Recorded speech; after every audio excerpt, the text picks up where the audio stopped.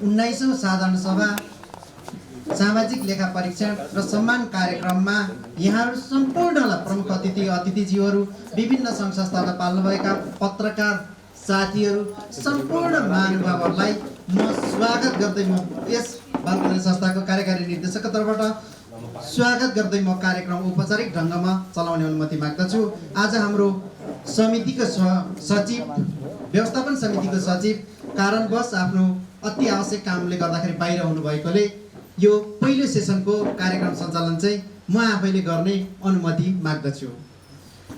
आजको 19औं साधारण सभा सामाजिक लेखा परीक्षण तथा सम्मान कार्यक्रमको अध्यक्षता गरिदिनका लागि यस संस्थाका अध्यक्ष इन्दिरा बराल सापकोटाज्यूलाई हार्दिक अनुरोध गर्दछु।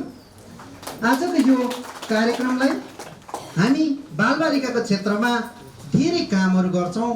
देशभरि रहेका 566 वटा बालगिरीहरूमा 78,000 भन्दा बढी बालबालिकाहरू संरक्षित रहेका छन्। अझै पनि 3,12,000 अभिभावकविहीन बालबालिकाहरू समाजमा छन् या त कहाँ छन् भन्ने कुरा चासोको विषय रहेको छ। यही विषय रहिरहँदा पनि कास्कीमा पनि एउटा बालमैत्री सहर, बालमैत्री जिल्ला बनाउनुपर्छ, यो प्रदेशलाई नै बनाउनुपर्छ अभियानमा निरन्तर रूपमा हिजो पदमा हुँदा नहुँदा निरन्तर रूपमा महिला र बालबालिकाको क्षेत्रमा सधैँ आफ्ना अभियानलाई आफ्नो सधैँ कार्यान्वयनमा लानका लागि तम्त्यार हुनुभएको र भर्खर यो प्रदेश सभाका उपसभामुख माननीय सिर्जना शर्माज्यूलाई आजको कार्यक्रमको प्रमुख अतिथिको आसन ग्रहणको लागि हार्दिक अनुरोध गर्दछु। त्यस्तै आजको कार्यक्रममा विशेष अतिथिको आसन ग्रहण गरिदिन हुनको लागि म यसै क्षेत्र कास्की क्षेत्र नम्बर 3 कका प्रदेश सभाका माननीय सभासद रामजी बराल जीवन ज्यूलाई पनि विशेष अतिथिको आसन ग्रहण गरिदिनको लागि हार्दिक अनुरोध गर्दछु। अन्य अतिथिहरू आउने क्रम जारी नै छ। आउनुभएका अतिथिहरूलाई म आसन ग्रहणको लागि जोड्न चाहन्छु। सर्वप्रथम म यस पोखरा महानगरपालिकाको पूर्ण रूपमा प्रतिनिधित्व गर्दै पोखरा महानगरपालिका वार्ड नम्बर 18 का वडाध्यक्ष रणबहादुर थापाज्यूलाई म आसन ग्रहणको लागि हार्दिक अनुरोध गर्दछु। आसन ग्रहणको लागि हामीले 6 नम्बरको वडाध्यक्षज्यूलाई पनि बोलाइएको थियो। कर्मथलो र दुईटै थलोको बिचको दुईटै अध्यक्षलाई बोलाइएको थियो, तर आइपुग्नु भएछन्, आउँदै हुनुहुन्छ होला र म आसन ग्रहणको लागि जोड्न चाहन्छु। त्यस्तै आसन ग्रहणको लागि म प्रधानमन्त्री कृषि आधुनिकीकरण परियोजनाबाट आउनुभएका कास्कीबाट आउनुभएका प्राविधिक सहायक सोमराज सेडाईज्यूलाई अतिथिको लागि हार्दिक अनुरोध गर्दछु। त्यस्तै म अतिथिको आसन ग्रहण गर्दिन हुनको लागि म बालगिरीहरूको महासङ्घ नेपालका केन्द्रीय वरिष्ठ उपाध्यक्ष गोमा ढकाज्यूलाई हार्दिक अनुरोध गर्दछु। त्यस्तै म आसन ग्रहणको लागि हाम्रो यस वडा नेपाल कम्युनिस्ट पार्टी नेकपाका वडा कमिटीका वडा अध्यक्ष पुष्कल थापाज्यूलाई अतिथिको आसन ग्रहणको लागि हार्दिक अनुरोध गर्दछु। त्यस्तै आसन ग्रहणको लागि म गैसस महासङ्घ नेपाल कास्कीका सहसचिव सरोज बरालज्यूलाई आसन ग्रहणको लागि हार्दिक अनुरोध गर्दछु। I would like to call for the request for the as a guest from our CW Switzerland Chairman Barbara Range. Please come for the as a guest in front. CW Switzerland Vice Chairman Peter Becker also I would like to call to here for the as a guest. अतिथिको आसन ग्रहणलाई म जोड्न चाहन्छु। अतिथिको आसन ग्रहण गरिदिन हुनका लागि म धेरै अतिथि महानुभावहरू आउने क्रम जारी नै रहेको छ। यहाँ आउनुभएका अतिथिलाई म आसन ग्रहणको लागि जोड्न चाहन्छु। सामुदायिक प्रहरी सेवा केन्द्र बैदामका सहसचिव दिपेन्द्र पहाडीज्यूलाई अतिथिको आसन ग्रहणको लागि हार्दिक अनुरोध गर्दछु। अतिथिको आसन ग्रहण गरिदिन हुनका लागि म हिसान नेपालका राष्ट्रिय उपाध्यक्ष तथा लिटिल स्टेप विद्यालयका संस्थापक निर्देशक शेरबहादुर गुरुङज्यूलाई अतिथिको आसन ग्रहणको लागि हार्दिक अनुरोध गर्दछु। अतिथिको आसन ग्रहणको लागि म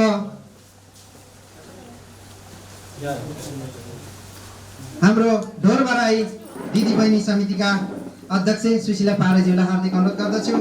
त्यस्तै क्षेत्रीय महिला समाज मैदानको अध्यक्षज्यू रमा छेत्रीज्यूलाई पनि म आसन ग्रहणलाई हार्दिक अनुरोध गर्दछु। खरे आमा समूहका अध्यक्ष अञ्जना पहाडीज्यूलाई पनि वरिष्ठ उपाध्यक्ष अञ्जना पहाडीज्यूलाई पनि आसन ग्रहण अनुरोध गर्दछु।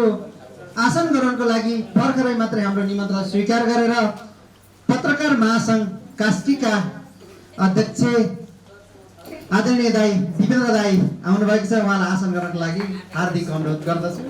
दाई अगाडि आइदिनु, मञ्चमै आइदिनु होला। आसन ग्रहणका लागि म उपसभामुखका सचिवालयका सचिव स्वकीय सचिव प्रकाशज्यूलाई पनि म आसन ग्रहणलाई हार्दिक अनुरोध गर्दछु र सम्पूर्ण उपस्थित हुनुभएका विभिन्न सङ्घ संस्थाबाट प्रतिनिधित्व गर्दै आउनुभएका सम्पूर्णलाई यथा स्थानमा आसन ग्रहण गराउँदै म आसन ग्रहणलाई क्रमशः जोड्दै जानेछु। बालीगृह सञ्जाल कास्कीका कार्य समितिका प्रतिनिधित्व गर्दै आउनुभएका सदस्य र लाई हार्दिक अनुरोध गर्दछु म अगाडि आउनको लागि।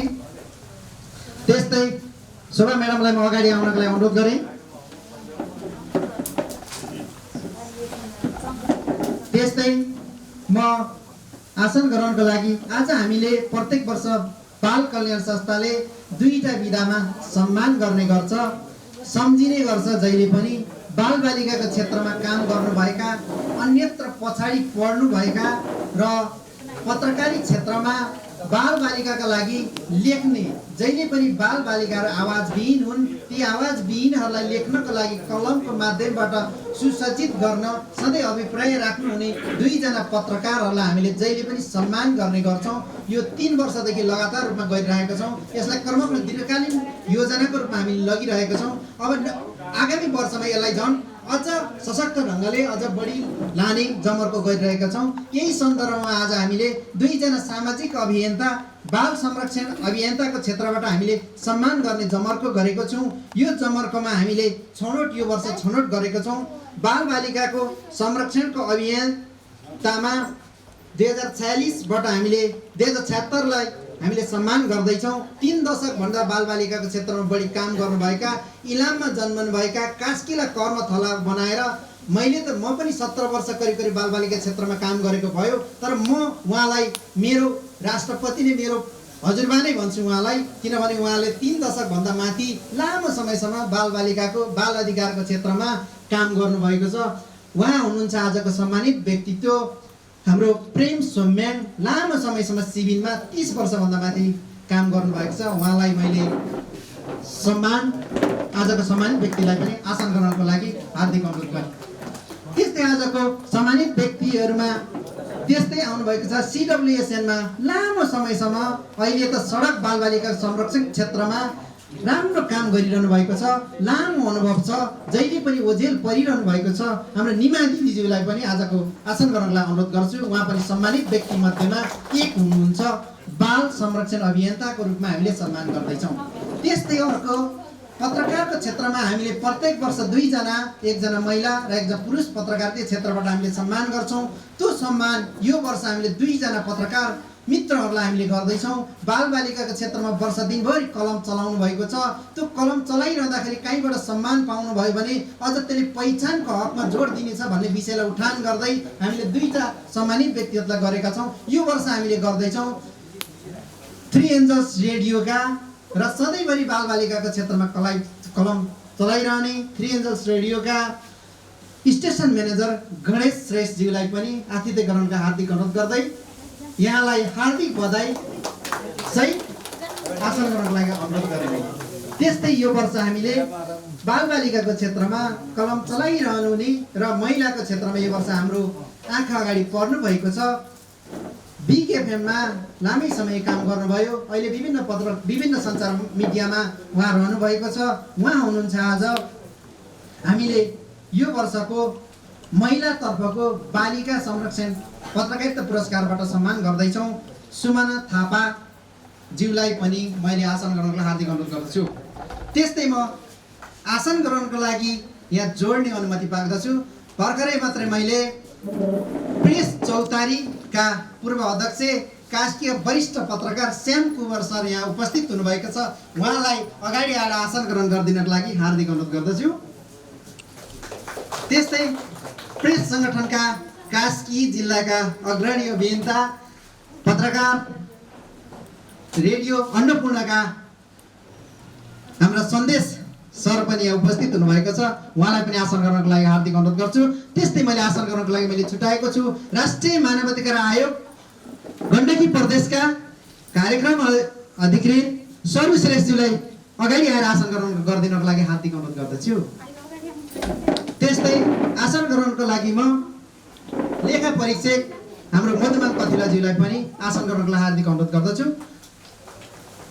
आसन ग्रहणको लागि मैले थ्री इन्जर्स नेपालको तर्फबाट प्रतिनिधित्व गर्दै आउनुभएको छ हाम्रो कार्यक्रम निर्देशक मदन थापाज्यूलाई पनि आसन ग्रहणको लागि हार्दिक अनुरोध गर्दछु।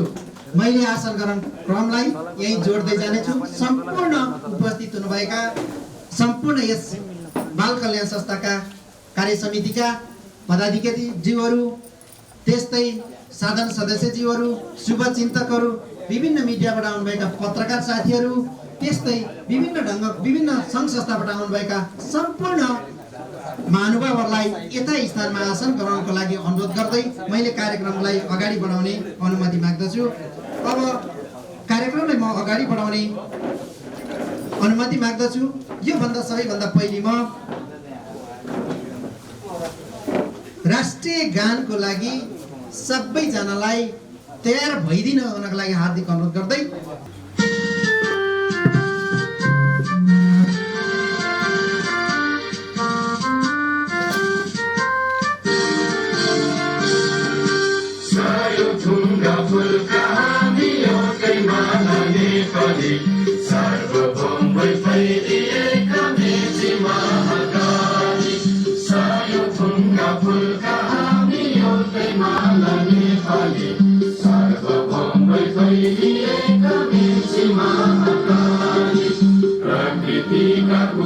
कोटि सम्पदाको आचला मेहरुका राजकाले सुतन्त्र ज्ञान भूमि शान्ति भूमि तारै पहाड हिमाल अखण्ड यो प्यारो हाम्रो मातृभूमि नेपाल बहु जाति भाषा धर्म संस्कृति विशाल अग्रगामी राष्ट्र हाम्रो जय जय नेपाल।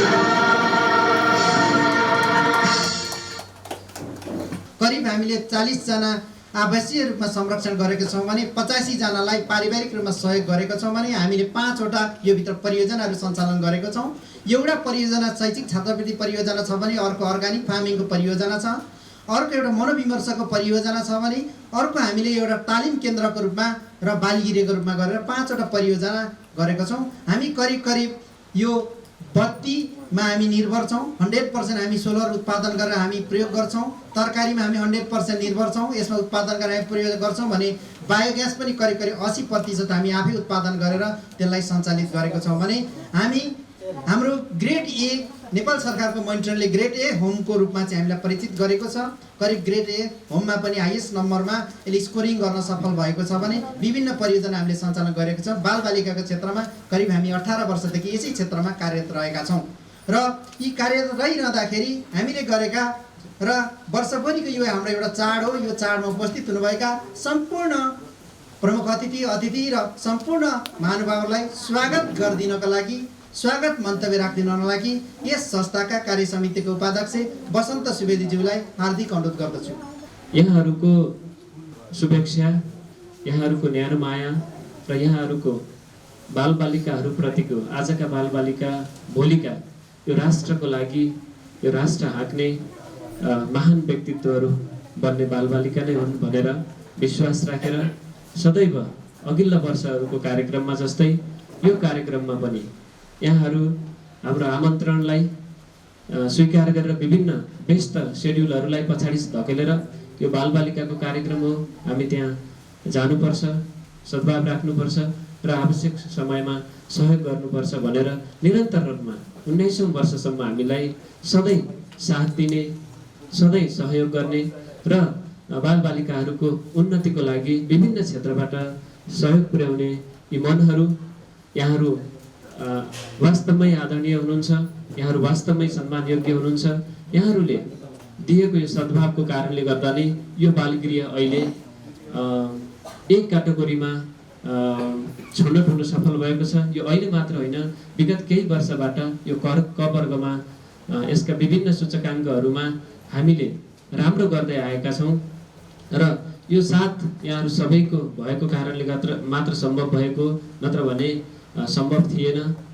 त्यही कारणले गर्दा हामी यो अवस्थामा आएका छौँ र आगामी दिनमा यी बालबालिकाहरूको उज्जवल भविष्यको लागि हामी कसरी अगाडि बढ्न सक्छौँ, यिनीहरूको पठन पाठनको लागि, पठन पाठन मात्र नभइकन यिनीहरूलाई चाहिँ प्रयोगात्मक शिक्षाको लागि र यहाँ पठन पाठन सिद्धिएपछि उनीहरू 18 वर्ष नागिसके पछाडि हामीले व्यावसायिक तालिम दिएर विभिन्न व्यवसाय गर्ने आदरणीय व्यक्तिहरू यहाँ हुनुहुन्छ, यहाँहरूको कन्ट्याक्ट, यहाँहरूको सम्पर्क, यहाँहरूले चाहिँ भनिदिएर बालबालिकाहरूलाई आत्मनिर्भर बनाउनको लागि सहयोग गर्नुहुनेछ भन्ने पनि शुभेच्छा हामीले राख्दछौँ। बालबालिकाहरू राज्यले जसरी चाहिँ बालबालिकाहरू उनीहरू चाहिँ अलिकति सहयोगको लागि अप्ठ्यारो अवस्थामा परे अनि त्यसपछि संस्थामा विभिन्न निकायबाट, विभिन्न माध्यमबाट, सिफारिसबाट यहाँ आए, त्यस पछाडि चाहिँ उनीहरू पठन पाठन अनि खाद्यान्नदेखि लिएर विभिन्न खालको औषधि उपचारदेखि लिएर उनीहरूको मनोविमर्श सेवादेखि लिएर संस्थाले गर्न सक्ने सम्पूर्ण कार्य गरे तापनि उनीहरूलाई पछि आफ्नो खुट्टामा उभिन इन्डिपेन्डेन्ट बनाउनको लागि हामी सबैको, यो राष्ट्रको नै दायित्व भएको हुनाले हामी त्यससँग सम्बद्ध निकायमा आबद्ध भएको कारणले गर्दा यो हामी सबैको कर्तव्य हो र यसलाई चाहिँ सधैँ त्यसरी नै साथ दिनुहुनेछ भन्ने शुभेच्छाका साथ यहाँ उपस्थित सम्पूर्ण आदरणीय व्यक्तित्वहरूलाई म पुनः हार्दिक स्वागत गर्दै म स्वागत 2 शब्दहरू अन्त्य गर्दछु। हस्त नमस्कार। जय बाल कल्याण संस्था। आजको यस कार्यक्रमको उद्घाटन गरिदिन हुनका लागि म आजको कार्यक्रमको प्रमुख अतिथि माननीय उपसभामुख सिर्जना शर्मा ज्यूलाई हार्दिक अनुरोध गर्दै विशिष्ट अतिथिज्यूहरूलाई पनि सहयोग गरिदिनको लागि हार्दिक अनुरोध गर्दै गमलामा पानी हालेर यो ऐन र कानुन बनाउने बेला छ। पक्का पनि बालबालिकाका क्षेत्रमा ती पहिचान गुमेका बालबालिकाहरूमा ती कानुनहरू एडजस्ट हुन् र कम्तीमा पनि कानुन बनाउने तहको प्रमुख व्यक्तिले नै त्यहाँ पानी लगाइसकेपछि त्यसै गरी उजागर हुँदै जाओस् भन्ने शुभकामना सहित कार्यक्रम उद्घाटन गरिदिनको लागि हार्दिक अनुरोध गरे। हामीले 3टा गमलाहरू त्यहाँ राखेको छौँ। एउटा अभिभावकविहीन बालबालिकाहरूको लागि राखेको छौँ भने एउटा सडकमा भएका बालबालिकाहरूको लागि राखेको छौँ भने एउटा देशैभरि भएका सम्पूर्ण बालबालिकाको लागि भनेर हामीले छुट्याएका छौँ। बाल कल्याण संस्थाको वार्षिक प्रतिवेदन प्रस्तुत गरिदिनको लागि सचिवको अनुपस्थितिमा यस समितिका कोषाध्यक्ष शिव थापाज्यूलाई सचिवको वार्षिक प्रतिवेदन प्रस्तुत गरिदिनको लागि हार्दिक अनुरोध गर्दछु। बाल कल्याण संस्थाको 19औं साधारण सभा तथा वार्षिक लेखाजोखा कार्यक्रमका अध्यक्षज्यू, यस कार्यक्रममा उपस्थित हुनुभएका गण्डकी प्रदेशका उपसभामुखज्यू, विशेष अतिथि गण्डकी प्रदेशका माननीय सांसद रामजी रायज्यू र उपस्थित सम्पूर्ण अतिथिज्यूहरू, पत्रकारज्यूहरू र संस्थालाई माया गर्नुहुने र संस्थाको आमन्त्रणलाई स्वीकार गरेर उपस्थित हुनुभएका सम्पूर्ण उपस्थित महानुभावहरूमा यस संस्थाको कोषाध्यक्ष र आज सचिवज्यू उपस्थित नहुनुभएको कारणले सचिवज्यूको प्रतिवेदन प्रस्तुत गर्न अनुमति चाहन्छु। अभिभावकविहीन 32 जना बालबालिकाहरूको आवासीय संरक्षण गर्दै आएको तथा आवासीय बालगृहको सञ्चालन तथा व्यवस्थापन सम्बन्धी मापदण्ड 2069 बमोजिम जिल्ला बाल कल्याण समितिमा क वर्गमा रहेको यस बाल कल्याण संस्था 2058 सालमा स्थापना भएको एक मुनाफारहित विशुद्ध सामाजिक संस्था हो। यस संस्थाको कानुनी हैसियत जिल्ला प्रशासन कार्यालय कास्कीमा दर्ता नम्बर 876/2057 तथा समाज कल्याण परिषदमा आबद्धता 1,12,125 रहेको छ। हाल कास्की जिल्ला पोखरा महानगरपालिका वडा नम्बर 18 सेती बगरमा विगत 18 वर्षदेखि सञ्चालनमा रहेको छ। विशेष गरी नेपालका 17वटा जिल्लाका अभिभावकबिन अति जोखिममा परेका वर्ष 14 महिनादेखि 18 वर्षसम्मका 32 जना बालबालिकाहरूलाई उत्कृष्ट अङ्ग्रेजी आवासीय विद्यालय टेक्निकल कलेजमा विभिन्न तहमा अध्यापन गराइरहेको छ भने साबिक सराङकोट गाविस तथा अन्य क्षेत्रका करिब 95 जना बालबालिकाहरूलाई विभिन्न विद्यालयमा शैक्षिक छात्रवृत्ति प्रदान गरिरहेको छ। संस्थामा संरक्षित बालबालिकाहरूलाई आत्मनिर्भरता बनाई भविष्यमा पारिवारिक पुनर्मिलन गर्नको लागि प्रवेशिका परीक्षा वा 18 वर्षको उमेरलाई आधार मानि मिडवे हाउस सञ्चालन गरी 18 भन्दा माथिका 4 जना बालकहरूलाई मिडवे हाउसमा संरक्षण गरिएको छ। म यहाँहरूलाई के जानकारी गराउँ भने यो हाम्रो बिल्डिङ भन्दा केही तल हजुरहरू आउनु बेलामा एउटा अर्को बिल्डिङ देख्नुभयो होला, त्यहाँ चाहिँ हामीले त्यो मिडवे हाउस सञ्चालन गरेका छौँ। यस संस्थाबाट हालसम्म 15वटा बालबालिकाहरू विभिन्न पेसा तथा परिवारमा पुनर्मिलन गरिसकिएको छ। यस वर्ष 5 जना बालबालिकाहरूलाई परिवार तथा विभिन्न पेसामा पुनर्स्थापना गरी पारिवारिक सहयोग गरिरहेका छौँ। अर्कोतर्फ संस्थामा संरक्षित बालबालिकाहरूका लागि अर्ग्यानिक फार्म सञ्चालन गरी दैनिक आवश्यकताका विभिन्न किसिमका सिजनल 100% तरकारी उत्पादन गरी बजारमा रहेका विषादीयुक्त तरकारीलाई यस संस्थाभित्र निषेध गरिएको छ भने अर्कोतर्फ गाई फार्म सञ्चालन गरी दैनिक कम्तीमा 25 देखि 35 लिटर फ्रेस गाईको दुध उत्पादन गरी बालबालिकाहरूलाई प्रदान गरिएको छ। हामीले यो अगाडिको गार्डनमा 100% तरकारीहरू उत्पादन गर्दछौँ।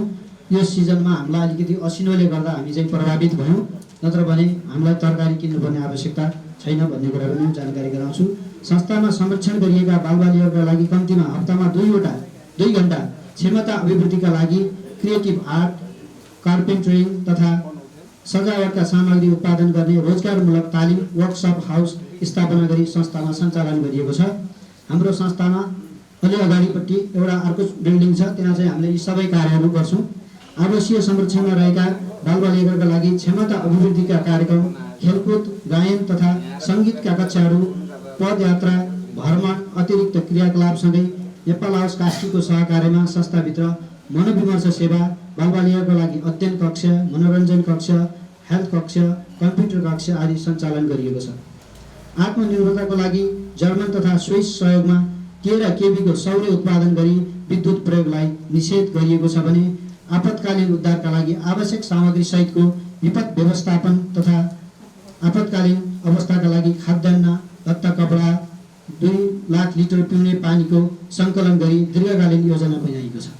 हाम्रो योभन्दा अगाडि एउटा बिल्डिङ हजुरहरूले देख्न सक्नुहुन्छ, त्यहाँ हाम्रो चाहिँ सोलर प्यानल छ र त्यो सोलर प्यानलको मुनि हामीले त्यो पानीको चाहिँ रिजर्भर चाहिँ बनाएका छौँ। बाल गृह सञ्चालनका लागि आवश्यक बाल संरक्षण नीति, बाल गृह सञ्चालन नीति, आर्थिक प्रशासनिक नीति, संरक्षण कार्ययोजना, पुनर्स्थापना कार्ययोजना तयार गरी बाल गृहहरूले कार्यान्वयन गरिरहेको छ। संस्थाको उद्देश्य यो संस्था मुनाफारहित जनसरकारको सामाजिक संस्था हुनेछ। अभिभावकबिन तथा संरक्षण आवश्यकता भएका बालबालिकाहरूको संरक्षण गरी बालगृह सञ्चालन गर्ने, सञ्चालन गरिएको बालगृहमा दीर्घकालीन तथा अल्पकालीन रूपमा बालबालिकाको संरक्षण गर्ने, आपतकालीन अवस्थामा रहेका बालबालिकाहरूको लागि शैक्षिक छात्रवृत्ति, स्वास्थ्य सेवा, रोजगारमूलक तालिम प्रदान गर्ने, बाल अधिकारको सुनिश्चितताको लागि सरकारवाला सरकारी तथा गैर सरकारी निकायहरूसँग सहकार्य गरी अगाडि बढ्ने, बालगृहको दीर्घकालीन आय स्रोतका लागि अर्ग्यानिक कृषि उत्पादन, खेती तथा गाई पालन गर्ने, विभिन्न परिवारका बालबालिका तथा महिलाहरूका लागि क्षमता अभिवृद्धिका रोजगारमूलक तालिम तथा मनोविमर्शहरू सञ्चालन गर्ने। संस्थाद्वारा सञ्चालित कार्यक्रमहरू बालगृह, शैक्षिक छात्रवृत्ति तथा पारिवारिक पुनर्मिलन सहयोग कार्यक्रम, अर्ग्यानिक तरकारी उत्पादन तथा फार्म सञ्चालन, मिडवे हाउस, वर्कसप हाउस सञ्चालन, विपद व्यवस्थापन कार्यक्रम। बाल कल्याण संस्थाको वर्ष 2075 श्रावणदेखि 2076 असार मसान्तसम्मको प्रगति विवरण यस प्रकार छ। आज यस संस्था बालबालिकाहरूको संरक्षण तथा अभिभावकत्व प्रदान गरिएको पनि 18 वर्ष पुगिरहेको छ भने संस्थामा चिल्ड्रेन वेलफेयर एसोसिएसन स्विजरल्यान्डको आर्थिक सहयोगमा अभिभावकबिन एकल अभिभावक भएका परिवारका बालबालिकाहरूलाई उच्च संरक्षण, स्वास्थ्य, गुणस्तरीय शिक्षा प्रदान गरी बालबालिकाहरूको अभिभावकत्व प्रदान गरिएको छ भने 95 जना बालबालिकाहरूलाई विभिन्न विद्यालयहरूमा शैक्षिक छात्रवृत्ति प्रदान गरिएको छ। यस बालबालिकाहरूको वार्षिक जन्मोत्सव तथा खेलकुद आयोजना गरेका छौँ। हामीलाई कतिपय बालबालिकाहरू हामी कुन मितिमा जन्मियौँ भन्ने उनीहरूलाई थाहा हुँदैन। त्यो भएको कारणले उनीहरूको चाहिँ जन्म दर्तामा एउटा भए पनि उनीहरूको वास्तविक कुन समयमा जन्मेका हुन् भन्ने कुरा थाहा नभएको हुन्छ। त्यो भएको कारणले हामीले सामूहिक रूपमा सबै बालबालिकाहरूको एकै दिनमा हामीले चाहिँ उनीहरूको जन्मोत्सव मनाउने गरेका छौँ। त्यस्तै गरेर अतिरिक्त क्रियाकलाप तथा सांस्कृतिक वनभोजहरू गराउने गरेका छौँ। बाल सहभागिता तथा साहित्यिक प्रतियोगिता, पोखराको पर्यटन स्थलको परिचयात्मक अलिकति भ्रमण गराउने गरेका छौँ। शैक्षिक छात्रवृत्ति तथा सहयोग प्रदान गरेका छौँ। हाम्रो बालगृहमा संरक्षण हुने बालबालिका बाहेक अन्य समाजका बालबालिकाहरूलाई पनि हामीले शैक्षिक छात्रवृत्तिहरू प्रदान गरेका छौँ। हाम्रा बालबालिकाहरू उनीहरू एसई सिद्धिसकेपछि विभिन्न कलेजहरूमा उच्च शिक्षामा जान्छन् र उनीहरूलाई हामीले त्यहाँ पनि शैक्षिक सहयोग प्रदान गरेका छौँ। दैनिक कार्य व्यवस्थापन तथा तालिममा सहभागिता गराएका छौँ। मनोविमर्श, गायन, सङ्गीतालय, तालिम केन्द्र, लाइब्रेरी कार्यक्रमको विकास गरिरहेका छौँ। व्यवस्थापन बैठक, सामाजिक लेखापरीक्षण तथा कार्यक्रम गोष्ठी, अन्तर्क्रिया कार्यक्रममा सक्रिय सहभागिता तथा पत्रकार सम्मान कार्यक्रम हामीले गरिरहेका छौँ। अर्ग्यानिक तथा ताजा तरकारी फलफुलहरूको उत्पादनमा हामीले जोड दिएका छौँ। बालबालिकाहरूको लागि ट्राफिक सचेतना तथा लागु औषध सम्बन्धी अनुभवको कार्यक्रम सञ्चालन गरेका छौँ। पुनर्स्थापना तथा पारिवारिक सहयोगको कार्यक्रम सञ्चालन गरेका छौँ। हामीले बालबालिकाहरू जो चाहिँ परिवारमा फिर्ता हुन सक्छन् तिनीहरूलाई उनीहरूको घरको अवस्था के छ भनेर हाम्रो चाहिँ कर्मचारी साथीहरूले, कहिलेकाहीँ बोर्डको साथीहरूले त्यो घरको चाहिँ अवस्था बुझेर उनीहरूलाई परिवारमा पनि पुर्याउने गरेका छौँ। निर्माण कार्य तथा संरचना स्थापना र आफ्नो सोलर प्लान्टहरू अघि नै मैले भनिसकेँ, त्यो हामीले स्थापना गरेका छौँ। सामाजिक सहयोग तथा राहत सहयोग, विभिन्न समयमा हामी बालबालिकाको संरक्षण हाम्रो एउटा पाटो हो, बालगृह सञ्चालन हाम्रो एउटा पाटो हो। तैपनि विभिन्न समयमा पर्ने विपदमा हामीले चाहिँ विभिन्न ठाउँमा चाहिँ राहतहरू प्रदान गर्ने, त्यहाँ गएर सहयोग गर्ने कार्यक्रम पनि हामीले चाहिँ राखेका छौँ। बालबालिकाको प्रतिभा प्रस्फुटन प्रत्यक्ष रेडियो कार्यक्रममा हामीले सहभागिता जनाएका छौँ। बाल कल्याण पत्रकारिता पुरस्कार स्थापना, बालबालिकाको प्रतिभा प्रस्फुटन प्रत्यक्ष रेडियो कार्यक्रम सञ्चालन गरेका छौँ। बालबालिकाको खेलकुद विकास गरी ह्यान्डबलमा जिल्ला स्तरीय जुनियर सबै पुरस्कारहरूमा निरन्तर बालबालिकाहरू सफल भएको कुरा पनि म यहाँ जानकारी गराउन चाहन्छु। यति भन्दै म यो बाल कल्याण संस्थाको वार्षिक प्रतिवेदन यहीँ समाप्त भएको जनाउँदै यहाँहरूलाई पुनः पनि यस कार्यक्रममा हार्दिक स्वागत गर्दै बिदा हुन चाहन्छु। धन्यवाद। यो आजको कार्यक्रममा 19औं साधारण सभा मात्रै नभएर हाम्रो सामाजिक लेखा परीक्षणको पनि कार्यक्रम रहेको कारणले गर्दाखेरि बालगिरीहरू देशभरि भएका 51,000 सङ्घ संस्थाहरू समाज कल्याण परिषदमा आबद्धता छन्। देशभरिको डाटालाई हेर्ने हो भने करिब 10,000 सामाजिक सङ्घ संस्था पनि सक्रिय अवस्थामा रहेको रहेनछ। गत वर्ष 3 वर्ष अगाडि समाज कल्याण परिषद समाज कल्याण मन्त्रालयले एउटा डेटा प्रस्तुत गरेको थियो। त्यो डेटा हेर्दाखेरि करिब 4500 सङ्घ संस्था मात्रै देशभरि क्रियाशील रहेछ। ती क्रियाशील भएका सङ्घ संस्थालाई आज डेटा हेर्दाखेरि 51,000 को डेटा स्टिल हामीसँग त्यो देखिएको छ। ठुलो भेग देखिएको छ। त्यहाँभित्र टोल विकास समितिदेखि लिएर विभिन्न आमा समुदाय क्लबदेखि लिएर विभिन्न अन्तर्राष्ट्रिय गैर सरकारी संस्थाले एउटै डालोमा हालिएको छ। पक्का पनि सामाजिक विकास ऐन 2075 आइसकेपछि यसलाई समाधान गर्ला, पक्का त हामी आशावादी छौँ। त्यो निकायले ल्याउला। बालबालिका ऐन 2075 आइसकेपछि त्यसले बालबालिका समस्या समाधान गर्ला। त्यो पनि हाम्रो भविष्यकै कुरा रहेको छ पक्का। तर जे जसले सहयोग गरे पनि हामी सरकारका विन छौँ। त्यसले सधैँभरि सरकारलाई हामी सहयोग गर्छौँ। राज्यलाई चलायमान गराउनको लागि हामीले सहयोग गर्छौँ। हामी राज्यका एउटा हिस्सा हौँ। त्यो हिस्साले गर्दा समृद्धि देश बनाउने, सुखी नेपाली बनाउने हाम्रो पनि अभिभावना हो। त्यही अभिभावना हामी जुन क्षेत्रमा छौँ त्यही क्षेत्रमा हामी सहयोग गरिरहेका हुन्छौँ र राज्यलाई पनि हामीले यो कुराहरूको जानकारी गराउँछौँ। राज्यले केही गरेका कुराहरूलाई हामी खबरदारी पनि कहिलेकाहीँ गर्ने गर्छौँ। त्यसले गर्दाखेरि यी समग्रमा हामीलाई राज्यले बनाएका नियम अन्तर्गत हामीले सामाजिक परीक्षण गर्नैपर्छ। सङ्घ संस्थालाई पारदर्शी ढङ्गले सञ्चालन गर्नको लागि सामाजिक लेखा परीक्षण महत्त्वपूर्ण पाठ हो। त्यो महत्त्वपूर्ण पाठलाई आज प्रस्तुत गरिदिनको लागि हामीले यो गत वर्ष नि उहाँले प्रस्तुत गर्नुभएको थियो। यो वर्ष सौभाग्यवश उहाँको टाइम सबै कुरा मिलेकोले गर्दाखेरि त्यो क्षेत्रका अभियन्ता, सामाजिक लेखा परीक्षक, अधिवक्ता, भीम पौडेलज्यूलाई म आफ्नो प्रस्तुति प्रस्तुत गर्नको लागि हार्दिक अनुरोध गर्दछु। आज यस कार्यक्रममा मलाई सामाजिक लेखा परीक्षण गर्ने जुन एउटा सुवर्ण अवसर प्रदान गर्नुभयो, सर्वप्रथम त म यस संस्थालाई, यस संस्थाको कार्य समितिलाई लगायत सम्पूर्ण टिमलाई हार्दिक आभार प्रकट गर्न चाहन्छु। खासमा यो सामाजिक लेखा परीक्षण भनेको एउटा संस्थाको ऐना हो, संस्थाले सञ्चालन गरेका कार्यक्रमहरूको ऐना हो। हामी जब सबै कुराहरू तयारी भइसके पछाडि घरबाट बाहिर निस्किने बेलामा ऐना हेर्छौँ, त्यस्तै गरेर संस्थाले पनि आफ्नो सबै गतिविधिहरू पुरा गरिसके पछाडि कतै कहीँ केही कमी कमजोरीहरू भएका छन् कि त्यसलाई अर्को पटक हामी कसरी राम्रो गर्न सक्छौँ अथवा हामीले गरेका काम कर्तव्यहरूप्रति हाम्रा सेवाग्राहीहरू, हामीसँग सम्बन्धित व्यक्तिहरूको धारणा के छ, कसरी अगाडि जान सकिन्छ भन्ने हिसाबले संस्थाले लेखा परीक्षण, सामाजिक लेखा परीक्षण गर्ने गर्दछ। सामाजिक लेखा परीक्षणमा विशेषतः आर्थिक कुराहरू भन्दा पनि कार्यक्रम र त्यसले पारेका प्रभावहरू, संस्था नीतिगत हिसाबले अगाडि बढेको छ कि छैन भन्ने विषयमा बढी केन्द्रित हुन्छौँ। हुन त सामाजिक लेखा परीक्षण एउटा छुट्टै कार्यक्रम हो। इन्फर्मल रूपमा हामी गोलबद्ध भएर बसेर हामीले एकले अर्काले सहज रूपमा आफ्ना कुराहरू राख्न सक्ने तरिकाबाट हामीले कार्यक्रमलाई सञ्चालन गर्छौँ। तर अधिकांश ठाउँहरूमा समय लगायतका विभिन्न कारणले गर्दा साधारण सभाकै दिनमा पनि सामाजिक लेखा परीक्षण गर्ने गरिएको छ।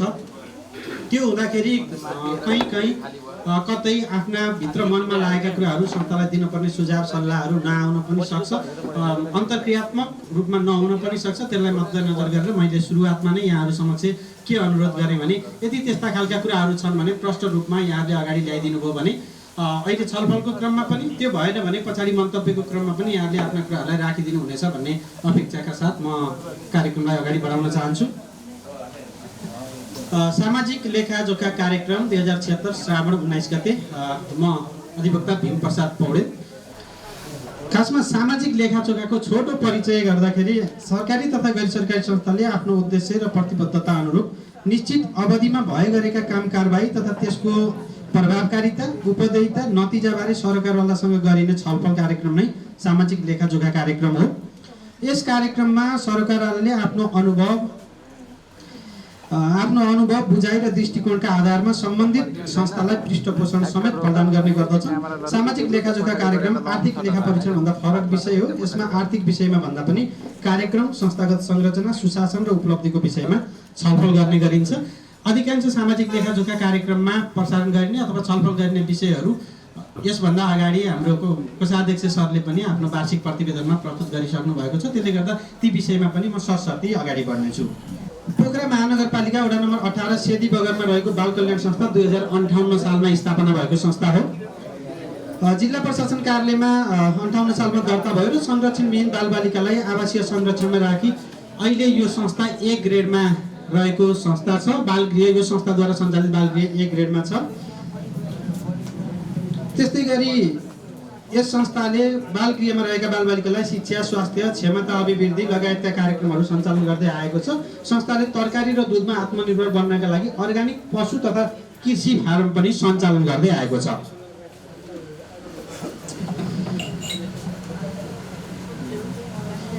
त्यस्तै गरी यो संस्थाको परिकल्पनालाई हेर्दा बालबालिकालाई सम्मानका साथ आधार, आत्मनिर्भरता, गुणस्तरीय संरक्षकत्वको व्यवस्था गर्दै सक्षम र स्वावलम्बी बनाई समाजमा पुनर्स्थापना गर्ने यस संस्थाको परिकल्पना रहेको छ। त्यस्तै गरी संस्थाको ध्येयलाई हेर्दा पारिवारिक वातावरणमा पुनर्स्थापना नभएसम्म बालबालिकाहरूलाई खुसी र सुखी रूपमा संरक्षणमा राख्ने यस संस्थाको ध्येय रहेको छ। त्यस्तै गरेर लक्ष्यमा पूर्ण संरक्षण, सहभागिता र विकासका साथ समाजमा बालबालिका सहितको परिवार निर्माण गर्ने पनि यस संस्थाको लक्ष्य रहेको छ। र संस्थाका उद्देश्यहरूमा अभिभावकविहीन तथा संरक्षणको आवश्यकता भएका बालबालिकाहरूको संरक्षण गरी बालगृह सञ्चालन गर्ने, सञ्चालन गरिएको बालगृहमा दीर्घकालीन तथा अल्पकालीन रूपमा बालबालिकाहरूलाई संरक्षणमा राख्ने, आपतकालीन अवस्थामा रहेका बालबालिकाहरूका लागि शैक्षिक छात्रवृत्ति, स्वास्थ्य सेवा, रोजगारमूलक तालिम लगायतका सेवा सुविधाहरू प्रदान गर्ने, बाल अधिकारको सुनिश्चितताको लागि सरकारवाला निकाय, सरकारी तथा गैर सरकारी निकायहरूसँग आवश्यक सहकार्य गर्दै अगाडि बढ्ने, बालगृहको दीर्घकालीन आय स्रोतका लागि अर्ग्यानिक कृषि फर्म सञ्चालन गर्ने, विपन्न परिवारका बालबालिकाहरू तथा महिलाका लागि क्षमता अभिवृद्धिका अन्य कार्यक्रमहरू सञ्चालन गर्ने यस संस्थाका उद्देश्यहरू रहेका छन्। संस्थाको कार्यक्षेत्रलाई हेर्दाखेरि संस्थाको विधानमा नेपालभर कार्यक्षेत्र रहन सक्ने व्यवस्था गरिएको छ। त्यस्तै गरी यस संस्थाले आफ्ना मूल्य र मान्यताको रूपमा आधार र सम्मान, समान अवसर, मानवता, सांस्कृतिक संवेदनशीलता, तटस्थता, बाल अधिकार तथा सशक्तिकरण, सहभागिता, सामाजिक न्याय लगायतका कुराहरूलाई अवलम्बन गरेको देखिन्छ। त्यस्तै गरी संस्थाको कानुनी आधारको विषयमा कुरा गर्दा यस संस्था जिल्ला प्रशासन कार्यालयमा दर्ता भएको छ। 2057 सालमा समाज कल्याण परिषदमा आबद्धता भएको छ। आन्तरिक राजस्व कार्यालयबाट पान नम्बर लिएको छ। प्रत्येक वर्ष आन्तरिक राजस्व कार्यालयबाट कर चुक्ताको प्रमाणपत्र लिने गरेको छ। समयमा नै संस्थाको आर्थिक लेखा परीक्षण सम्पन्न गर्ने गरिएको छ र संरचना रहेको अवस्थासम्म जिल्ला बाल कल्याण समितिमा आबद्धता र महिला तथा बालबालिका कार्यालयमा सूचीकृत पनि भएको छ। यो संस्था त्यस्तै गरी संस्थाले सञ्चालन गरेका मुख्य कार्यक्रमहरूलाई हेर्दा 32 जना बालबालिकाहरूलाई आवासीय संरक्षणमा राखी स्वास्थ्य, शिक्षा लगायतका सेवा सुविधाहरू प्रदान गर्दै आएको छ यस संस्थाले, जसमध्ये 15 जना बालक र 17 जना बालिकाहरू रहेका छन्। त्यस्तै गरी बालबालिकाको लागि आवासीय संरक्षण, गुणस्तरीय शिक्षा, स्वास्थ्य उपचार लगायतका सुविधाहरू प्रदान गर्दै आएको छ। यस आर्थिक वर्षमा 2 जना बालबालिकाहरूलाई मिडवे हाउसमा हस्तान्तरण गरेको छ। 1 जना बालकलाई थप गरेको छ। बालबालिकालाई बाल अधिकार, कर्तव्य सम्बन्धी अभिमुखीकरण कार्यक्रमहरू सञ्चालन गरेको छ। वनभोज तथा शैक्षिक भ्रमण कार्यक्रमलाई पनि सञ्चालन गरेको छ। त्यस्तै गरी बालबालिकाको प्रतिभा प्रस्फुटन गर्ने खालका विभिन्न कार्यक्रमहरूलाई पनि यस संस्थाले अगाडि बढाएको छ। बालबालिकाको लागि ट्राफिक नियम सम्बन्धी सचेतनामूलक कार्यक्रम सञ्चालन गरेको छ। बालबालिकाको जन्मदिन मनाउने अघि नै पनि वार्षिक रिपोर्टमा आइसकेको छ। सामूहिक रूपमा जन्मदिन मनाउने कार्यक्रमलाई पनि अगाडि बढाएको छ।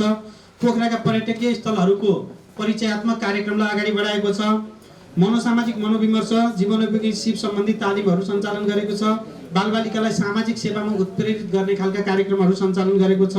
विपद व्यवस्थापन सम्बन्धी तालिम, प्लम्बिङ तथा वर्कसप सम्बन्धी तालिम, काठका विभिन्न 5 प्रकारका सामग्रीहरू निर्माण गर्ने तालिम सञ्चालन गरेको छ भने 32 जना बालबालिकाहरूलाई आर्ट थेरापी मार्फत मनोसामाजिक मनोविमर्श सेवा प्रदान गरेको छ। यो कार्यक्रम सञ्चालन गर्दाखेरि 16 जना साना बाबु नानीहरूलाई एकपटक र 16 जना ठुला बाबु नानीहरूलाई एकपटक गरेर 2 चरणमा कार्यक्रम सञ्चालन गरेको देखिन्छ। आम्दानीका स्रोतहरू के थिए भन्दा CWS स्विजरल्यान्डबाट सहायता प्राप्त भएको थियो। फ्युन्डे नेपाल इबीबाट प्राप्त भएको थियो। आन्तरिक आयबाट गरेर हाम्रो गत वर्षको बजेट प्राप्त भएको थियो। यसको विस्तृत विवरण चाहिँ यहाँहरूले लेखाबाट प्राप्त हुने विवरणबाट प्राप्त गर्नुहुनेछ। यस वर्षका उपलब्धिहरूलाई मैले छोटो रूपमा प्रस्तुत गर्न चाहे। 32 जना बालबालिकाहरूले 1 ग्रेडको बालगृहमा आवासीय संरक्षण प्राप्त गरिरहेका छन्। 1 जना बालक बालगृहमा थप भएका छन्। समग्रमा संस्था 25% आत्मनिर्भर भएको छ। प्राकृतिक प्रकोपबाट बच्ने राम्रो मेकानिजम बनाएको अवस्था छ। सोबारे बालबालिकाहरूलाई पनि जानकारी दिएको अवस्था छ। 100 जना बालबालिकाका लागि पुग्ने 6 महिनाको लागि खाद्यान्न स्टोर गर्ने 2 लाख लिटर पानीको स्टोर गरिएको छ। विपन्न समुदायका 95 जना बालबालिकाहरूले गुणस्तरीय शिक्षा प्राप्त गर्न सफल भएका छन्। यस संस्थाका यस वर्षका प्रमुख उपलब्धिहरू यी रहेका छन्। त्यस्तै गरेर कार्यक्रम सञ्चालन गर्दाखेरि देखा परेका चुनौतीहरूमा सीमित साधन स्रोत छ। विभिन्न परिवेशका बालबालिकाहरूको पहिचान गर्न कठिनाइ, उनीहरूको जन्मदर्ता, नागरिकता लगायतका विषयहरूमा एकदमै कठिनाइ रहेको यहाँका कर्मचारी ज्यूहरूसँग छलफलमा बस्दाखेरि पनि मैले भेटेको थिएँ। समुदायमा सामाजिक काम गर्दा बढी संस्थाप्रति उत्तरदायी हुने प्रवृत्ति रहेको छ। यो संस्थाले यदि सहयोग गरिदियो भने काम गर्न सजिलो हुन्थ्यो भनेर जुन हामीले हाम्रो कार्यक्रमभन्दा बाहेकका कुराहरूमा पनि सहयोग गर्नुपर्ने अवस्था रहेको छ। त्यसले गर्दाखेरि पनि संस्थालाई अलिकति अप्ठ्यारो भएको अवस्था छ भने सम्मानको अवसर अथवा हामीले गरेको कामको सही मूल्याङ्कन हुनमा पनि अलिकति कमी भएको हो कि भन्ने कुरा देखिन्छ। यो बाल कल्याण संस्था सेदीलाई हामीले निकटतम दूरीबाट निहालिरहेका छौँ। हामी सराङकोटलाई समृद्धि र सुखी सराङकोटबाजी बनाउने अभियानमा विभिन्न तह र तबकाबाट आफ्नो क्षमता अनुरूपले अगाडि बढिरहेको सन्दर्भमा यस बाल कल्याण संस्थाले जुन चाहिँ एउटा महत्त्वपूर्ण भूमिका खेलिरहेको छ। त्यो साँच्ची नै भन्नुपर्दा हामीले गौरव गर्न खाले अर्थात् गहनाको रूपमा हामीले ग्रहण गरिरहेका छौँ र भर्खर मात्र यस संस्थाको प्रतिवेदनमा पनि जे कुराहरू आइरहेका छन् ती कुराहरू 100% सत्य छन् भन्ने कुरोमा हामी विश्वस्त छौँ। हुन त हामीले अनुभव गरिरहेका छौँ, हामीले 2वटा अथवा 3वटा हाम्रै बालबालिकालाई सँगाली रहँदा उहाँहरूलाई चाहिँ हामीले अभिभावकत्व ग्रहण गरिरहँदा हाम्रो जीवनमा परेका कठिनाइहरूबाट हामी सबै अनुभव छौँ, हामीले अनुभव प्राप्त छौँ। यहाँले यति धेरै बालबालिकाहरूलाई जुन परिवारविहीन बालबालिकाहरूलाई जुन अभिभावकत्व दिइरहनु भएको छ त्यो निकै चुनौतीपूर्ण छ र एउटा पुण्य कार्य पनि छ र यसको निमित्त मैले यो सम्पूर्ण कार्य समितिलाई र संघ बाल कल्याण संस्थाप्रति नेपाल कम्युनिस्ट पार्टीको तर्फबाट र मेरो तर्फबाट हार्दिक धन्यवाद दिन चाहन्छु।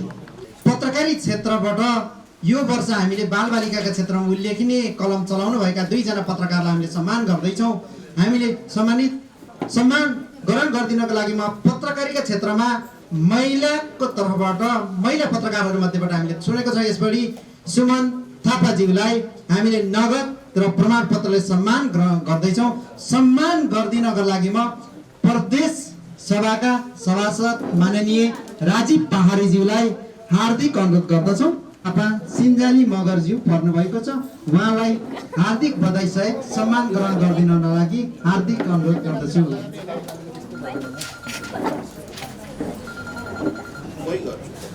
र नगद हामीले यो हाम्रो कम अलिकति यो आफ्नै संस्थाको इन्टरनल स्रोत भएकोले हामीले 4000 मात्रै हामीले यो राखेको छौँ र वार्षिक रेगुलर रूपमा हामीले गर्छौँ र प्रमाणपत्र सहित छ। यसलाई आगामी वर्षदेखि 10,000 को रूपमा हामीले बनाउने पनि हामीले कार्ययोजना बनाएका छौँ। पत्रकारिता पुरस्कार 2077 चाहिँ हाम्रो 10,000 को रूपमा हुन्छ र अहिले चाहिँ यो यतिले हामीले सम्मान गरेछौँ। यहाँलाई हार्दिक बधाई। पत्रकारकै क्षेत्रबाट सम्मान ग्रहण गरिदिनु हुनको लागि म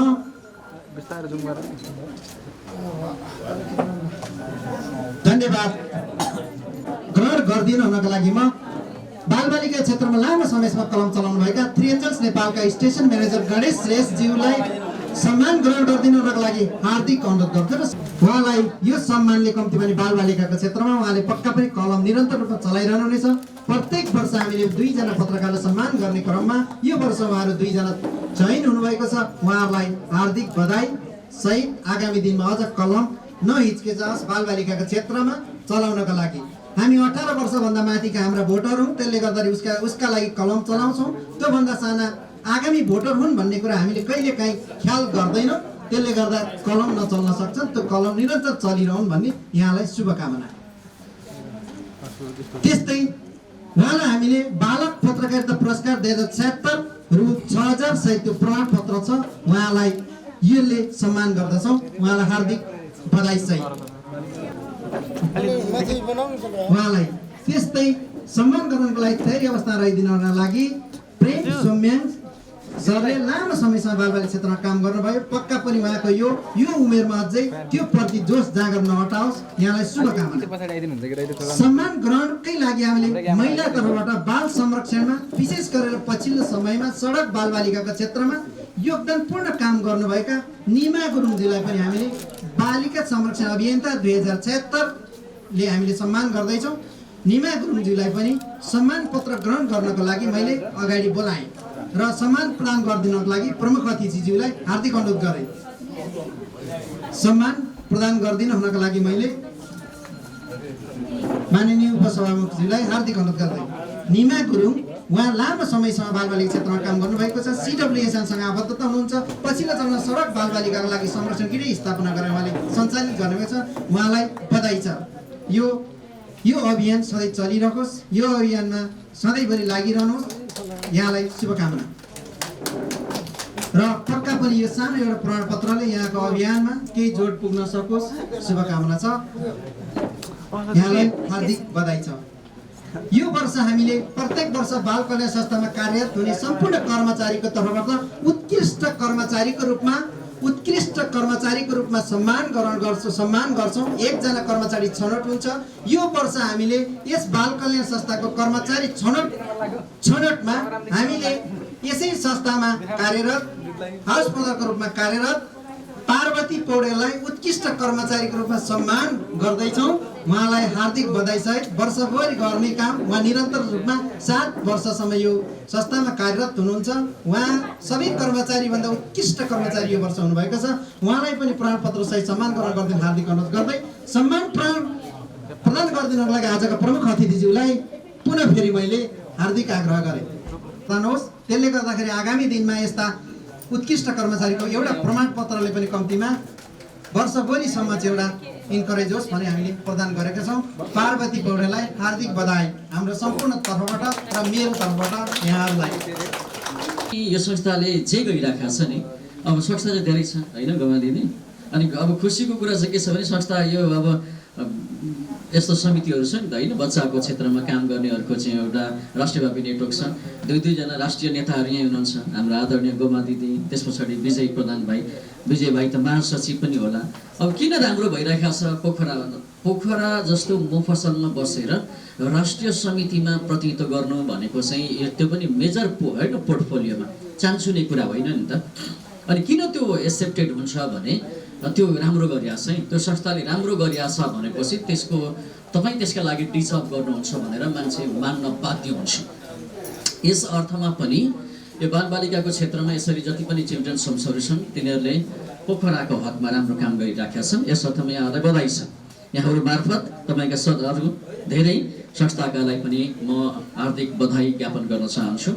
अब महत्त्वपूर्ण सवाल चाहिँ के हो भनेदेखि अघि माननज्यूले भन्नुभयो, माननज्यू बालबालिका भोलिका देशका कर्णधार हुन्। कस्तो राम्रो कुरा हामीले सुन्दै आयौँ। अनि हामी त्यही ठाउँमा अहिले अब बालबालिका भन्यौँ, धेरै ठाउँमा हुनुहुन्छ युवा भनेका भोलिका देशका कर्णधार भन्यौँ, हामी युवाले ताली बजाइराख्यौँ। भोलिका देशका कर्णधार वर्तमानका चाहिँ के हुन् त? प्रश्न यो बनाइराख्नु भएको छ कि छैन त? प्रश्न यो हो। त्यसैले गर्दा भोलिका देशका कर्णधार भनेर भाषण गरिरहँदा वर्तमानका के बनाइराखेका छौँ, उनीहरूको आवाज सुनेका छौँ कि छैनौँ भन्ने कुरा चाहिँ महत्त्वपूर्ण कुरा हो। त्यसैले अब सुरु गरौँ। कम्तीमा यहाँहरू यति धेरै संस्था हुनुहुन्छ, अघि 3टा गमलाको मिनिङ पनि तपाईँ भन्दै हुनुहुन्थ्यो होइन। अब यो मिनिङ यदि हो भनेदेखि चाहिँ के गर्यो भने पोखरा महानगरपालिका सडक बालबालिका मुक्त महानगरपालिका हामीले बनाउन सक्यौँ भने तपाईहरूको यो संस्थाको उपदेयता पनि वास्तवमा साँचो प्रमाणित हुन्छ। म त्यसका लागि यहाँलाई बधाई र शुभकामना व्यक्त गर्दछु। विशेष अतिथि प्रदेश सभाका माननीय सभासद राजीव पाहारीज्यूलाई हार्दिक अनुरोध गर्दछु। बाल मैत्री प्रदेशको लागि यहाँलाई यो भएको चिनो। यस वर्ष हाम्रो बालगिरीबाट 2टा भाइहरूले एसई परीक्षा उत्तीर्ण गरेका थिए। ती भाइहरूलाई पनि हामीले शुभकामना सम्मान पत्र प्रशंसा पत्र प्रदान गर्दैछौँ।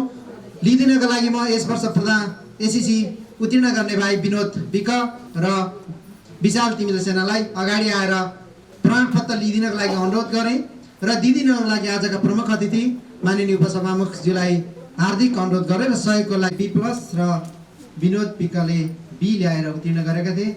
फेरि आउँदो शैक्षिक उनीहरूलाई हामीले हाम्रो नियमअनुसार हामीले मिडवे हाउसमा राख्छौँ। आफै सेल्फ डिपेन्डिङको लागि उनीहरू मिडवे हाउसमा रहिरहेका छन् अहिले र मिडवे हाउसका भाइहरूलाई हामीले यो प्रशंसा पत्र प्रदान गरेका छौँ।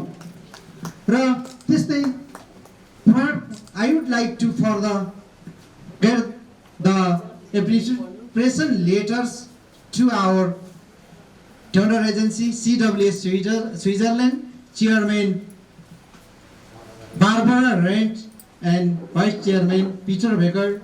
I would like to call for the receipt of appreciation letters from our chief guest, also join with our chairman and special guest. र मैले यो सम्मान अर्को पनि प्रदान गरिदिनको लागि प्रमुख अतिथिलाई हार्दिक अनुरोध गरेँ। हाम्रो CWS स्विजरल्यान्डका अध्यक्ष र उपाध्यक्ष यहाँ 2 जना आउनुभएको छ। उहाँहरूलाई पनि सम्मान प्रदान यो यत्रो वर्ष निरन्तर रूपमा 2001 देखि हामीलाई सहयोग गरिरहनु भएको छ। त्यो सहयोगको लागि उहाँहरूलाई हार्दिक कृतज्ञता गर्नको लागि सहयोग प्रदान गर्नको लागि हार्दिक अनुरोध मैले गरेँ। विशेष अतिथिज्यूलाई पनि अगाडि उभिनको लागि मैले अनुरोध गरेँ र अध्यक्षज्यू सहित जयन्ती रूपमा उहाँहरूलाई चाहिँ यो सम्मानले कम्तीमा पनि बाहिर भएको पैसालाई नेपालमा ल्याएर आर्थिक क्रान्तिसँगै सामाजिक क्रान्ति बाल मैत्री क्रान्ति गर्न सहयोग पुगोस् भन्ने हेतुले हामीले यो प्रिपरेसन प्रदान गरेका छौँ। यसका लागि I would like to thank you very much to the Peter and Barbara for your great support for the with the hard working to our children in Nepal. Thank you very much for continuously your contribution.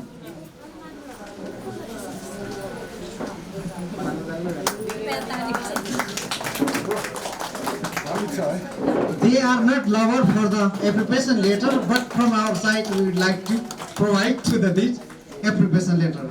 They would like to the work very hard for the children all the times. That's why we have to give him to the appropriation letter. Thank you very much, Peter and Barbara. I would like to thank you very much.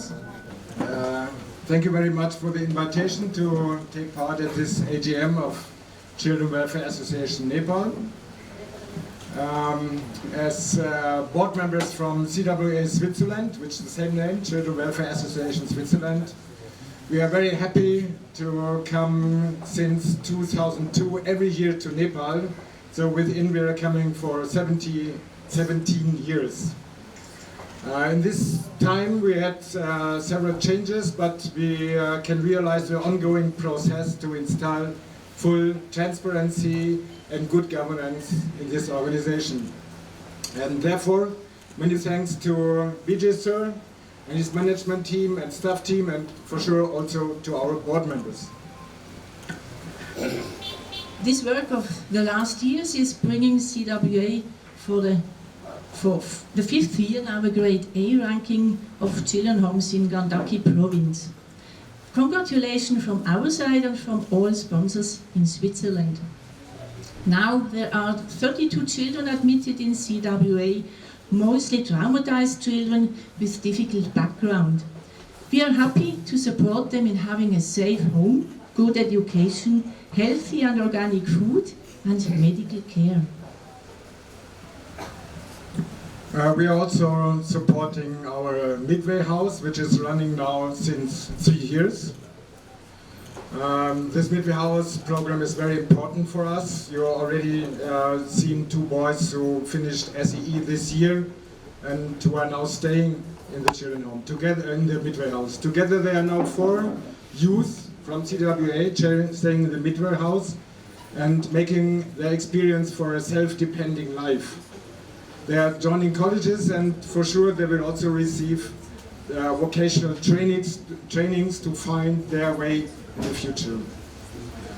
Next to the resident children, we are supporting 17 children in the surrounding areas for scholarship for school costs and for health care and also for staple food. We are also happy to run the CWA workshop where the children are learning handicraft skills. As a teacher in Switzerland, I'm pleased to bring every year different ideas here and to teach the children new creative handicrafts, so they can recognize their talents and abilities and make important experiences for their further life. Although the economic situation in Europe is not as good as in previous times, we make big efforts to raise enough funds for the future of CWA. Finally, we're convinced that good education is the only possibility to change the world in a better direction. And providing the children this education will hopefully enable them also to pass a good education to their children, and the ongoing process will not be interrupted. We are very happy and confident to continue the fruitful cooperation with CWA Nepal and CWA Switzerland. Together with the board, the management team and the staff of this organization, we are working for a bright future of the needed children in Nepal. Thank you very much. सबैले चाहिँ एउटा सार्वजनिक रूपमा यहाँ भएका गतिविधिहरू स्पष्ट पार्ने भएको छ। मान्छेलाई के भन्दाखेरि शङ्का के हुन्छ भन्दाखेरि बालगृह छ, विभिन्न ठाउँबाट पैसा आएको छ, आर्थिक सहयोग आएको छ, तर आज त्यो कहाँ छ के छ।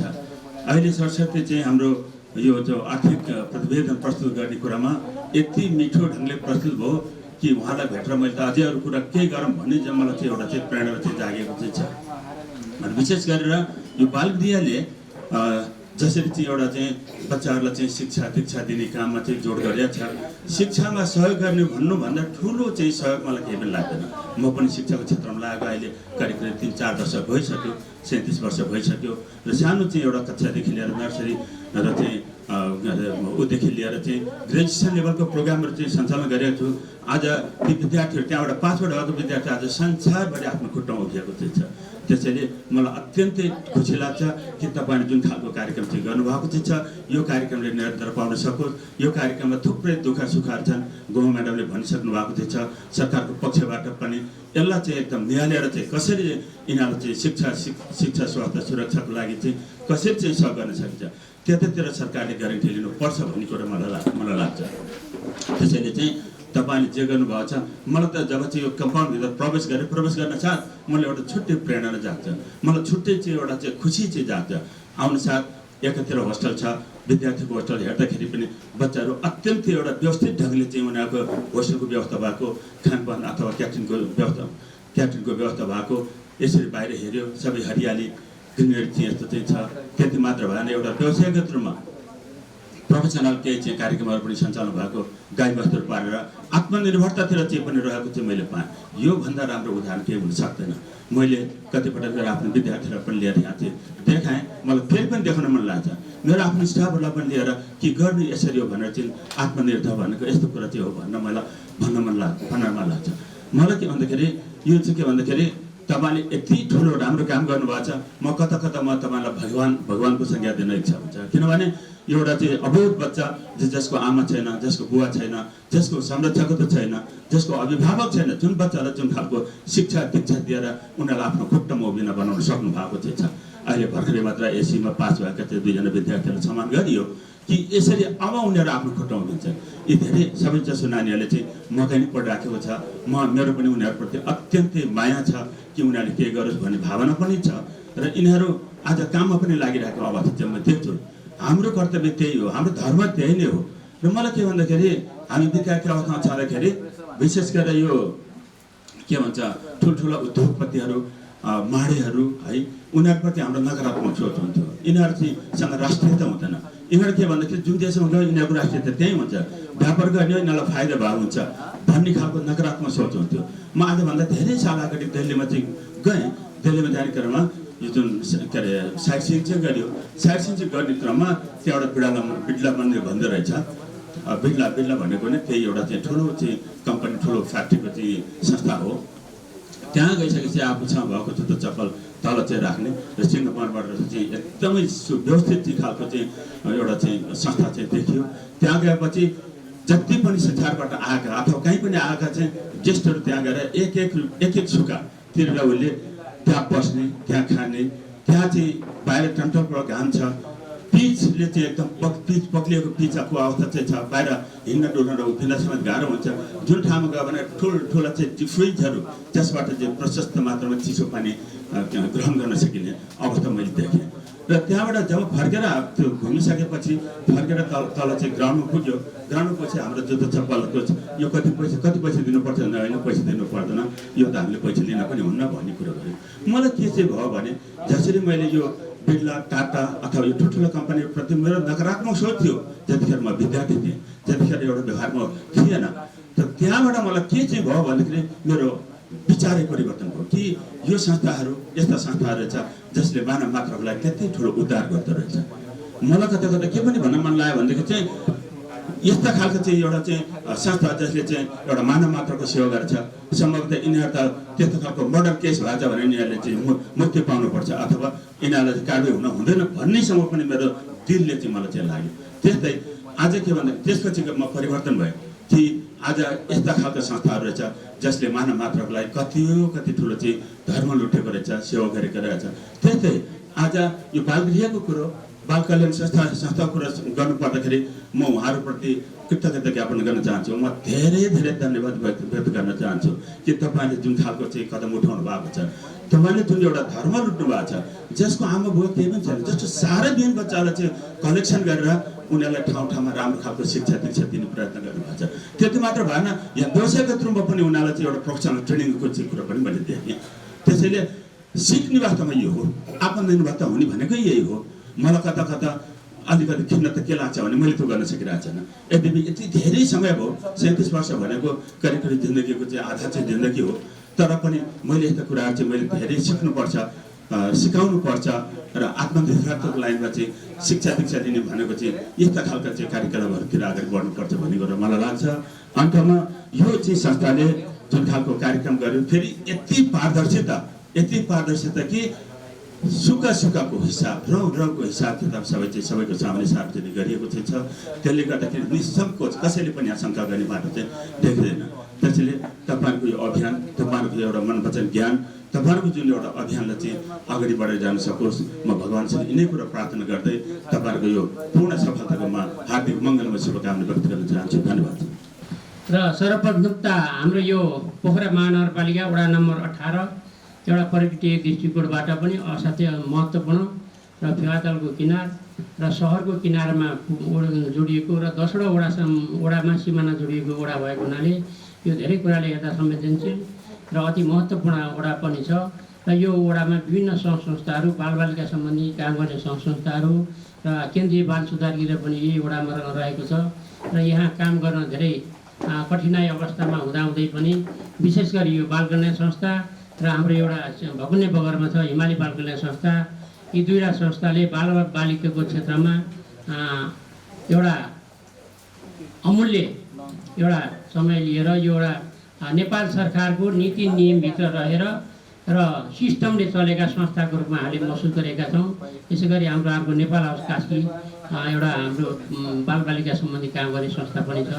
र यसरी काम गरिरहँदाखेरि यहाँ धेरै चुनौतीहरू, यी संस्थाले धेरै चुनौतीहरू भोग्न परेको अवस्था पनि हाम्रा सामु विद्यमान छन्।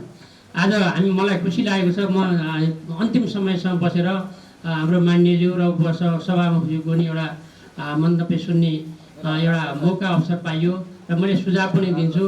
बालबालिका सम्बन्धी एउटा नीति नियम यहाँ हाम्रो अहिले प्रदेश सरकारको राजधानी यहीँ छ र हाम्रा पुलमाथि चाहिँ दिनमा 100 झन्डा हालेका गाडीहरू दौडिरहेका हुन्छन्, तर त्यो पुलमुनि गएर हेर्ने हो भने त्यहाँ बालबालिकाको अवस्था कस्तो छ।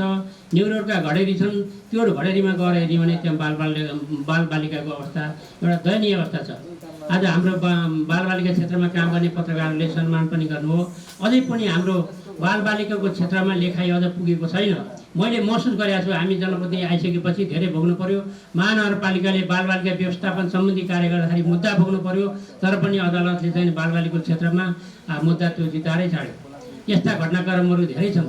त्यस कारणले गर्दाखेरि एउटा यो बाल विभिन्न यो आफ्नो सरकारको नीति नियममा रहेर मापदण्ड पुरा गरेर सञ्चालन भएका संस्थामा, जस्तै यो संस्थामा चाहिँ 40जना बच्चाहरू आवासीय रूपमा यहाँ बसेका छन् र यो संस्थाले यहाँभित्र आफ्ना मापदण्ड पुर्याएर यहाँभित्र रहेका बालबालिकालाई पठन पाठन गर्न एउटा अहिलेको समय अनुकूल शिक्षा दिन सक्छ भने यस्ता संस्थाहरूलाई चाहिँ पठन पाठनको लागि व्यवस्था पनि नीति नियमभित्र राख्न सक्यो भने अझ यी बालबालिकाको हितमा अझ राम्रो हुने थियो जस्तो मलाई लाग्छ। अब शुभकामना मन्तव्यकै क्रममा जान्छु। हामी अन्तिम आइसकेका छौँ। आफ्नो शुभकामना मन्तव्य राखिदिनु हुनको लागि म प्रदेश सभाका माननीय सभासद रामजी बराल जीवनज्यूलाई हार्दिक अनुरोध गर्दछु।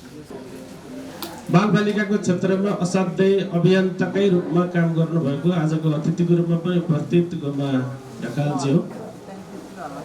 मञ्चमा आसीन अन्य अतिथि मित्रहरू, साथै पिटर फ्रेन्ड लगायत यहाँ फरक विधामा बालबालिकाको क्षेत्रमा महत्त्वपूर्ण दायित्व पुरा गर्नु भए बापत सम्मानित हुनुहुने सम्मानित व्यक्तित्व, पत्रकार मित्र र यहाँ सहभागी सबै यो क्षेत्रमा असाध्यै रुचि राख्नुहुने, धेरै थोरै भूमिका पनि निर्वाह गर्नुभएका उपस्थित सबै व्यक्तित्वजनहरूमा मेरो तर्फबाट म हार्दिक अभिवादन व्यक्त गर्न चाहन्छु, नमस्कार व्यक्त गर्न चाहन्छु। सर्वप्रथम त तपाईहरूको यो साधारण सभा साँच्चै असाध्यै भव्यतापूर्वक सम्पन्न भइरहेको छ र सम्पन्न हुन सकोस् र तपाईहरूको साधारण सभाले लक्षित गर्नुभएका आगामी कार्यभारहरू, कार्ययोजनाहरू कुशलतापूर्वक सम्पन्न गर्न सक्नुहोस्। आजका मितिसम्म जुन प्रकारको ख्याति प्राप्त गर्नुभएको छ, आगामी दिनमा अझै गुणात्मक हिसाबले प्राप्त गर्नुभएको ख्यातिलाई समृद्ध तुल्याउन सक्नुहोस्। म यो शुभेच्छा, यो शुभकामना व्यक्त गर्न चाहन्छु। विषयवस्तु राख्ने हिसाबले धेरै विषयवस्तुहरू यहाँ प्रस्तुत भइसकेकै छ र मैले थप भनिराख्न पर्दैन होला भन्ने पनि ठानेको छु। एकातिर भने अर्कोतिर फेरि प्रमुख अतिथि यही हुनुहुन्छ, फेरि यो क्षेत्रमा असाध्यै रुचि पनि राख्नुहुन्छ। रुचि मात्रै होइन, धेरै महत्त्वपूर्ण भूमिका पनि निर्वाह गर्नुभएको छ। सिर्जना शर्मा सबैले चिने जानेको मानेको एउटा व्यक्तित्व यहाँ हाम्रो बिचमा हुनुहुन्छ। फेरि मैले धेरै समय लिदिएँ भने मलाई गाली गर्नुहुन्छ। त्यसो भएको हिसाबले पनि अब मैले धेरै भन्नु छैन भन्ने ठानिरहेको छु। तैपनि फेरि यही निर्वाचन क्षेत्रको तपाईँहरूले बनाइदिएको प्रतिनिधि उभिएको छु। अब दुई चार कुरा त बोल्नै पर्ने होला पनि ठानेको छु। र सर्वप्रथम त म के राख्न चाहन्छु भने तपाईँहरूले बालबालिकाको क्षेत्रमा जुन प्रकारको थुप्रै अभावहरूको बिचबाट जुन दायित्व पुरा गर्नुभएको छ, तपाईहरूले पुरा गर्नुभएको दायित्वलाई म खुलेर प्रशंसा गर्न चाहन्छु। एकातिर भने अर्कोतिर साँच्चै बालबालिकाको सन्दर्भमा हामी सबैले बुझेकै छौँ। अब मैले धेरै नभनौँ भन्ने पनि ठानेको छु। स्वाभाविक रूपमा मैले के महसुस गरेँ भने राज्यको एउटा दायित्व तपाईँले पुरा गर्नु, राज्यको एउटा दायित्व पुरा गर्नु भएको हकमा, अर्थमा, मानमा म तपाईँलाई फेरि पनि हृदयदेखि नै प्रशंसा गर्न चाहन्छु, धन्यवाद भन्न चाहन्छु। किनभने यो दायित्व भनेको राज्यको हो, तर राज्यको दायित्व हुँदाहुँदै पनि राज्यले समेटिसक्न राखेको स्थिति छैन भने यसरी जो राज्यलाई महत्त्वपूर्ण हिसाबले जुन दायित्व पुरा गरिदिनु भयो यसर्थ धन्यवाद। विषयवस्तु राख्दै गर्दाखेरि तपाईँ हामी सबैले बुझेका छौँ, बाल श्रमको शोषण अत्याधिक छ। एकातिर अभिभावकविहीन बालक छन्, अर्कोतिर सडक बालबालिकाहरू छन्, अर्कोतिर विभिन्न हिसाबले राष्ट्रैभरि रहेका चाहिँ अनाथ हुन बालबालिका छन् भने अर्कोतिर हामीले हेऱ्यौँ भने बालबालिकाको चरम प्रकारको शोषण पनि छ। सम्भ्रान्त परिवारभित्र गएर हेर्नुभयो भने समान उमेरको बच्चा एउटा ल्यापटप खेलाएर बस्छ, स्मार्टफोन खेलाएर बस्छ। त्यही समान उमेरको बच्चा भान्साको चाहिँ ड्राइभर बन्छ, भान्साको चाहिँ व्यवस्थापन गर्नुपर्ने हुन्छ। यो स्थिति छ। हामीले धेरैले महसुस गरेका छौँ। जो सुकिला मुकिला भन्नेहरूले गरिब विपन्नका बच्चा बच्चीहरूलाई दास बनाइराखेको स्थिति पनि हामी देख्छौँ। यसर्थ मलाई के भन्न मन लाग्यो भने साँच्चै बाल श्रम शोषण जो छ, यो बाल श्रम शोषणको अन्त्य कसरी गर्ने होला, यो सन्दर्भमा मलाई भन्न मन लाग्यो। तपाईँले भन्नुहुन्छ तपाईँ राज्यसँग जोडिएको मान्छे होस्, ऐन कानुन नियम बनाउने ठाउँ छ, हामीले पुर्याइदिएका छौँ, अब हामीसँग के को फेरि रोदन गर्छस् त नि भन्न पनि सक्नुहुन्छ। यति विकराल देख्छु मैले। तपाईँले देख्नुभयो होला, होटलमा जानुहोस्, सम्भ्रान्त परिवारहरूको घरमा जानुहोस्, सुकिला मुकिला मान्छेहरूको घरमा जानुहोस्, बडो विडम्बना छ। एकातिर जो अभिभावकविहीन सडक जो बालबालिका विभिन्न कुलतमा फस्ने जुन अवस्था पनि छ। यस्ता बालबालिकाको संरक्षणको नाममा अथाह तपाईँ खेतीहरू पनि भएको म देख्छु। अथाह खेती छ, तर ती अथाह खेतीभित्र यो चाहिँ जुन बाल कल्याण संस्था छ साँच्चै यो फरक प्रकृतिको छ। यसर्थ यसले धेरै कुराहरू सिकाएको छ। मैले त के पनि देखेँ यहाँ आउँदै गर्दा भन्दा साँच्चै यहाँका बालबालिकाहरूले वास्तविक जीवन पढेका छन्। किताबको कुरा मात्रै पढेको मैले देखिनँ, किताबको कुरा मात्रै पढाउने मैले देखिनँ। टौवा कस्तो हुन्छ भन्नेसम्म यहाँका बालबालिकाले बुझेका छन्। परालको टौवा छ यहाँ। त्यसका अतिरिक्त श्रमप्रति श्रद्धा, श्रम भनेको के हो, श्रम गर्नुपर्छ कि पर्दैन भन्ने कुराको समेत यहाँ शिक्षा दिएको छ। श्रमप्रति श्रद्धा। अहिले श्रमप्रति घृणा जाग्दै गएको छ। श्रम गर्ने मान्छेलाई विभिन्न हिसाबले उपेक्षित गर्ने मनोविज्ञान मानसिकता विकास भएको छ भने यो बाल कल्याण संस्था नितान्त मौलिक र फरक ढङ्गको छ भन्ने खालको चाहिँ कुरा राष्ट्रिय हिसाबले पुरस्कृत पनि भएको छ। अघि नै कुरा पनि आइसकेको छ। A+ ल्याइसकेको छ। यसर्थ यसका अभियन्ताहरूलाई साँच्चै म एकचोटि फेरि तपाईँ हामी सबैले ताली बजाएर सम्मान गरिदिनका निम्ति म अनुरोध र अपिल पनि गर्न चाहन्छु। यो चाहने चुने कुरा होइन। 32 जना बालबालिकाहरू यहाँ अहिले पढिरहेका छन्, यहाँ रमाइरहेका छन्। साँच्चै 32 जना बालबालिकाको व्यवस्थापन आफैमा जटिल कुरा हो भनिराख्नु पर्दैन। एउटा बच्चाले सताएर हैरान पार्छ। हामी सबैले अनुभव गरेकै छौँ। ए बाबु होमवर्क गर भन्दा हैरान परिन्छ। उता गाडी आइसकेको हुन्छ बोर्डिङको, कपडा लाउँदैन, टाई साई कता के लथालिङ्ग हुन्छ। एउटाले हैरान पारेको छ। तर यहाँ 32 जना विद्यार्थीहरूलाई व्यवस्थित हिसाबले शिक्षा, दीक्षा, श्रमदेखि लिएर मान मर्यादा, संस्कार, संस्कृति, परम्परा के हो, दायित्व के हो, कर्तव्य के हो सम्मको त शिक्षा तपाईले प्रदान गर्नुभएको छ। यस अर्थमा नै सम्मानित हुनुभयो। यस अर्थमा नै तपाईले प्रशंसा आर्जन गर्नुभएको छ। दुःख छ, कष्ट छ। साँच्चै सुखमा सम्मान हुँदैन, दुःखमै सम्मान हुने हो। साँच्चै सुखमा सम्मान देख्नेहरूले कहिल्यै पनि सम्मान प्राप्त गर्दैनन्। जसले तपाईँ दुःखलाई सहन गर्न सक्छ, आँट गर्न सक्छ, आफ्नो निजी दायित्व, निजी जीवनलाई केही होइन सामान्य हो जसले भन्ठान्छ। यहाँ विश्वपिताको रूपमा पनि अब नाम आइराखेको छ हाम्रो प्रेमजी, राष्ट्रपति नै मान्छु भन्नुभएको छ विजय प्रधानजीले। साँच्चै उहाँको जीवन त दुःख त होला नि त। पारिवारिक हिसाबले छोरो मात्रै, छोरी मात्रै, इष्टमित्र, श्रीमती मात्रै भन्ने हो भने त सायद यो प्रशंसा प्राप्त हुने थिएन होला। मैले यस्तो बुझेको छु। यहाँ धेरै कुरा आइसकेको छ। तपाईँहरू सबै विज्ञ हुनुहुन्छ। यहाँ जति पनि व्यक्तित्वहरू उपस्थित देखेको छु मैले, एउटा महत्त्वपूर्ण विज्ञता हासिल गरेकै व्यक्तित्व हुनुहुन्छ भन्ने मैले ठानेको छु। मात्रै मैले के भन्न खोजेको भने बालबालिकाको क्षेत्रमा धेरै प्रकारका जटिलताहरू, कठिनाइहरू छन्। विगतमा राज्य जनताप्रति, बालबालिकाप्रति जवाफदेही थिएन। जो काठमाडौँ केन्द्रित एकात्मक राज्य प्रणाली थियो, अहिले त्यो एकात्मक काठमाडौँ केन्द्रित राज्य प्रणालीको अन्त्य भएर समाजवाद उन्मुख सङ्घीय लोकतान्त्रिक राज्य प्रणालीको स्थापना भएको छ।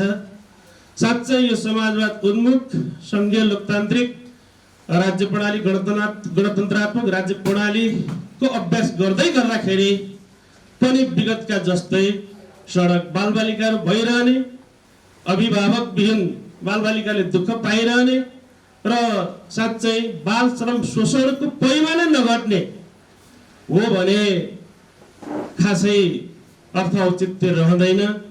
हामी सबैले बुझेका छौँ। तर साँच्चै यो राज्य, अहिलेको सरकार यो सबै क्षेत्रतिर जवाफदेही छ र क्रमशः बन्दै जाने कुरा रहेछ। यहाँ धेरै मान्छेले टिप्पणी पनि गर्छन्, खोइ नेपाल कम्युनिस्ट पार्टीको नेतृत्वमा 2 दिएको सरकार चाहिँ केही लछारेन पनि भन्छन्, तर त्यसो होइन। स्वाभाविक रूपमा 1.5 वर्ष नै भयो तपाईँ सरकारको नेतृत्व गरेको। 1.5 वर्षको अन्तरालमा नभई नहुने कानुनहरू बने। कानुन बनाउने कुरा सजिलो छैन, धेरै जटिल छ। तपाईँले बुझिहाल्नुहुन्छ, लथालिङ्ग भत्तालिङ्ग भएको गुठी विधेयक के यसो अगाडि आएको थियो, कत्रो हङ्गामा मचियो, यहाँले बुझ्नु भएकै छ, मिडियाको पनि त्यस्तै छ। त्यसरी कानुन निर्माणको कुरा पनि आफैमा जटिल कुरा हो, तर राज्यलाई नभई नहुने जो ऐन कानुन नियमहरू बने यो एउटा महत्त्वपूर्ण उपलब्धिको रूपमा हामीले लिनुपर्छ। त्यसका अतिरिक्त जो संरचनाहरू थिएनन् ती संरचनाहरू बनाउने प्रक्रिया अगाडि बढेको छ र राष्ट्रिय गौरवका केही महत्त्वपूर्ण योजनाहरू अगाडि बढेका छन्। त्यसका अतिरिक्त जनजीवनलाई कसरी व्यवस्थित गर्ने भन्ने सन्दर्भमा मेहनतहरू हुन खोजिराखेको छ। असाध्यै छरपट्ट तपाईँ चौतर्फी अराजकताको एउटा बिचबाट तपाईँ सुशासन कायम गर्न खोज्ने कुरा फलामकै चिउरा रहेछ। सजिलो हुन्छ होला जस्तो लाग्छ मलाई पनि। हुन त त्यही पैसा त्यस्तो भयो होला भन्नै सक्नुहुन्छ तपाईँले, त्यस्तो होइन। फेरि स्वाभाविक रूपमा साँच्चै कठिन रहेछ। त्यसो भएको हिसाबले क्रमशः गर्दै जाने कुरा आफ्नो ठाउँमा छँदैछ र यहाँ गम्भीर हिसाबले गोमाजीले पनि विषयवस्तु उठाउनु भएको छ। साँच्चै यी बालबालिकाको पहिचान कसले दिने हो? सामान्य आधारभूत शिक्षा त हामीले दियौँ, केही आधारभूत सिप पनि हामीले सिकाएका छौँ र एउटा प्रकारको जीवन तैनले प्राप्त गरेका छन्, तर यिनको पहिचान कसले दिने? यो बाल कानुन संस्थाले दिएर हुँदैन, राज्यले दिनु पर्यो भन्ने हिसाबले चाहिँ गम्भीर रूपमा विषयवस्तु उठाउनु भएको छ।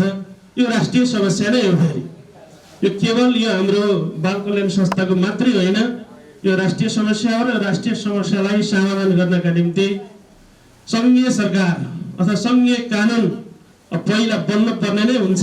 सङ्घीय कानुन नबनिकन फेरि प्रदेशमा हामीले मात्रै बनाएर पनि हुँदैन। त्यसो भएको हिसाबले हामीले चाहिँ सङ्घीय कानुनलाई छिटो छरितो बनाउनका निम्ति दबाब दिने कुरा, प्रेसर गर्ने कुरा र आवश्यकता चाहिँ पर्दै गर्दाखेरि फेरि गण्डकी प्रदेशले पनि तपाईँ बालबालिकाको हक हितको निम्ति, अधिकारको निम्ति, पहिचानको निम्ति एउटा कानुन निर्माण गर्ने कुरा, तपाईँ यिनलाई पहिचान दिने कुरा, नागरिकता दिने एउटा प्रक्रिया व्यवस्था मिलाउने कुरा अब त्यति धेरै टाढाको विषय छैन होला भन्ने हिसाबले मैले बुझेको छु। र साँच्चै तपाईँहरूले जसरी गम्भीरतापूर्वक यहाँ विषयवस्तु उठाउनु भयो, तपाईँहरूले उठाएको विषयवस्तुले हाम्रो गहिरैसँग ध्यान केन्द्रित गरेको छ। सभामुखको त अझ बेसी गरेको होला, तर मेरो पनि गहिरैसँग ध्यान केन्द्रित भएको छ र यो विषयलाई साँच्चै सदनमा विषयवस्तु उठाउने कुरा अथवा सम्बन्धित ठाउँमा विषयवस्तुलाई टेबल गर्ने कुरामा मेरो ठाउँबाट मेहनत हुनेछ। मैले निरन्तर विषयलाई उठान गर्नेछु भन्ने एउटा बनाई प्रतिज्ञा पनि तपाईँहरूको बिचमा राख्न चाहन्छु। जसरी यहाँ बोलाउनु भयो आयोजक मित्रहरूप्रति हृदयदेखि नै सम्मान प्रकट गर्दै धन्यवाद दिँदै यहाँका समस्याहरूसँग धेरै थोरै नैतिक दायित्व मेरो पनि जोडिएको छ भन्ने वचन यहाँहरूको बिचमा राख्दै फेरि एकचोटि आयोजकहरूलाई धन्यवाद दिँदै मेरा भनाइहरू अन्त्य गर्दछु। धन्यवाद। एउटा संस्था चाहिँ होइन होला, यो त एउटा होटेल पो होला कि कहाँ गाडी पस्यो कि जस्तो मेरो मनमा लागिरहेको थियो। कारण यहाँ सबै कुराले व्यवस्थित भएको देख्दाखेरि मलाई त्यो अनुभूति भयो भने यो संस्थाको वर्णन मैले कसरी गरिरहँ भन्ने मलाई यहाँ लागिरहेछ। तर पनि यहाँ उभिसकिसकेपछि मैले केही न केही भन्नै पर्छ। मलाई लाग्छ एउटा आमाले एउटा बच्चालाई काखमा लिएको देख्दा, एउटा बुवाले काँधमा बोकेर एउटा बच्चा सडकमा हिँडाइरहेको देख्दा, एउटा हजुरआमाले वृद्ध भत्ता पाएको पैसाले थैलीबाट 10 रुपियाँ दिएर चक्लेट किन्न पठाएको व्यक्ति हेरिरहँदा एउटा बाउआमा विहीन भएको बच्चाको मनमा कस्तो होला? त्यस्ता बच्चाको अभिभावक भएर सबै कुराको माया ममता दिने यो संस्थालाई मैले कसरी धन्यवाद दिएँ? त्यस कारणले गर्दा मैले त्यस्ता प्रकारका विचलित भएका बच्चा भन्न म चाहन्न। माया नपाएका स्याहार नपाएका हामीले अधिकार सम्पन्न नदिएका बच्चा मात्रै भन्न पाउँछ। हामी भन्छौँ बालबालिकाहरू राष्ट्रका सम्पत्ति हुन् अनि ती भोलि वकिल हुन्छन्, ठुल्ठुला नेता हुन्छन्, डाक्टर हुन्छन्, समाजसेवी हुन्छन्, समाजलाई राम्रो रातो नीति नियम कानुन बनाएर समाजलाई अगाडि बढाउने किसिमको नेतृत्व हासिल गर्ने ती बालबालिकाहरूलाई अब हामीले उहाँहरूप्रति अपहेलना गर्ने, माया नगर्ने भनेको कुनै पनि हालतमा हुँदैन। मैले गर्नुपर्छ, तपाईँहरूले गर्नुपर्छ, संस्थाले गर्नुपर्छ, राष्ट्रले गर्नुपर्छ। त्यो कुरा तपाईँ हामीलाई थाहा भएकै कुरा हो। मलाई त्यही लागेको छ। मलाई कता कता लाग्छ यो बालबालिका भए ठाउँमा झट्ट जान मन लाग्छ अनि ज्येष्ठ नागरिक भएको ठाउँमा मलाई झट्ट जान मन लाग्छ।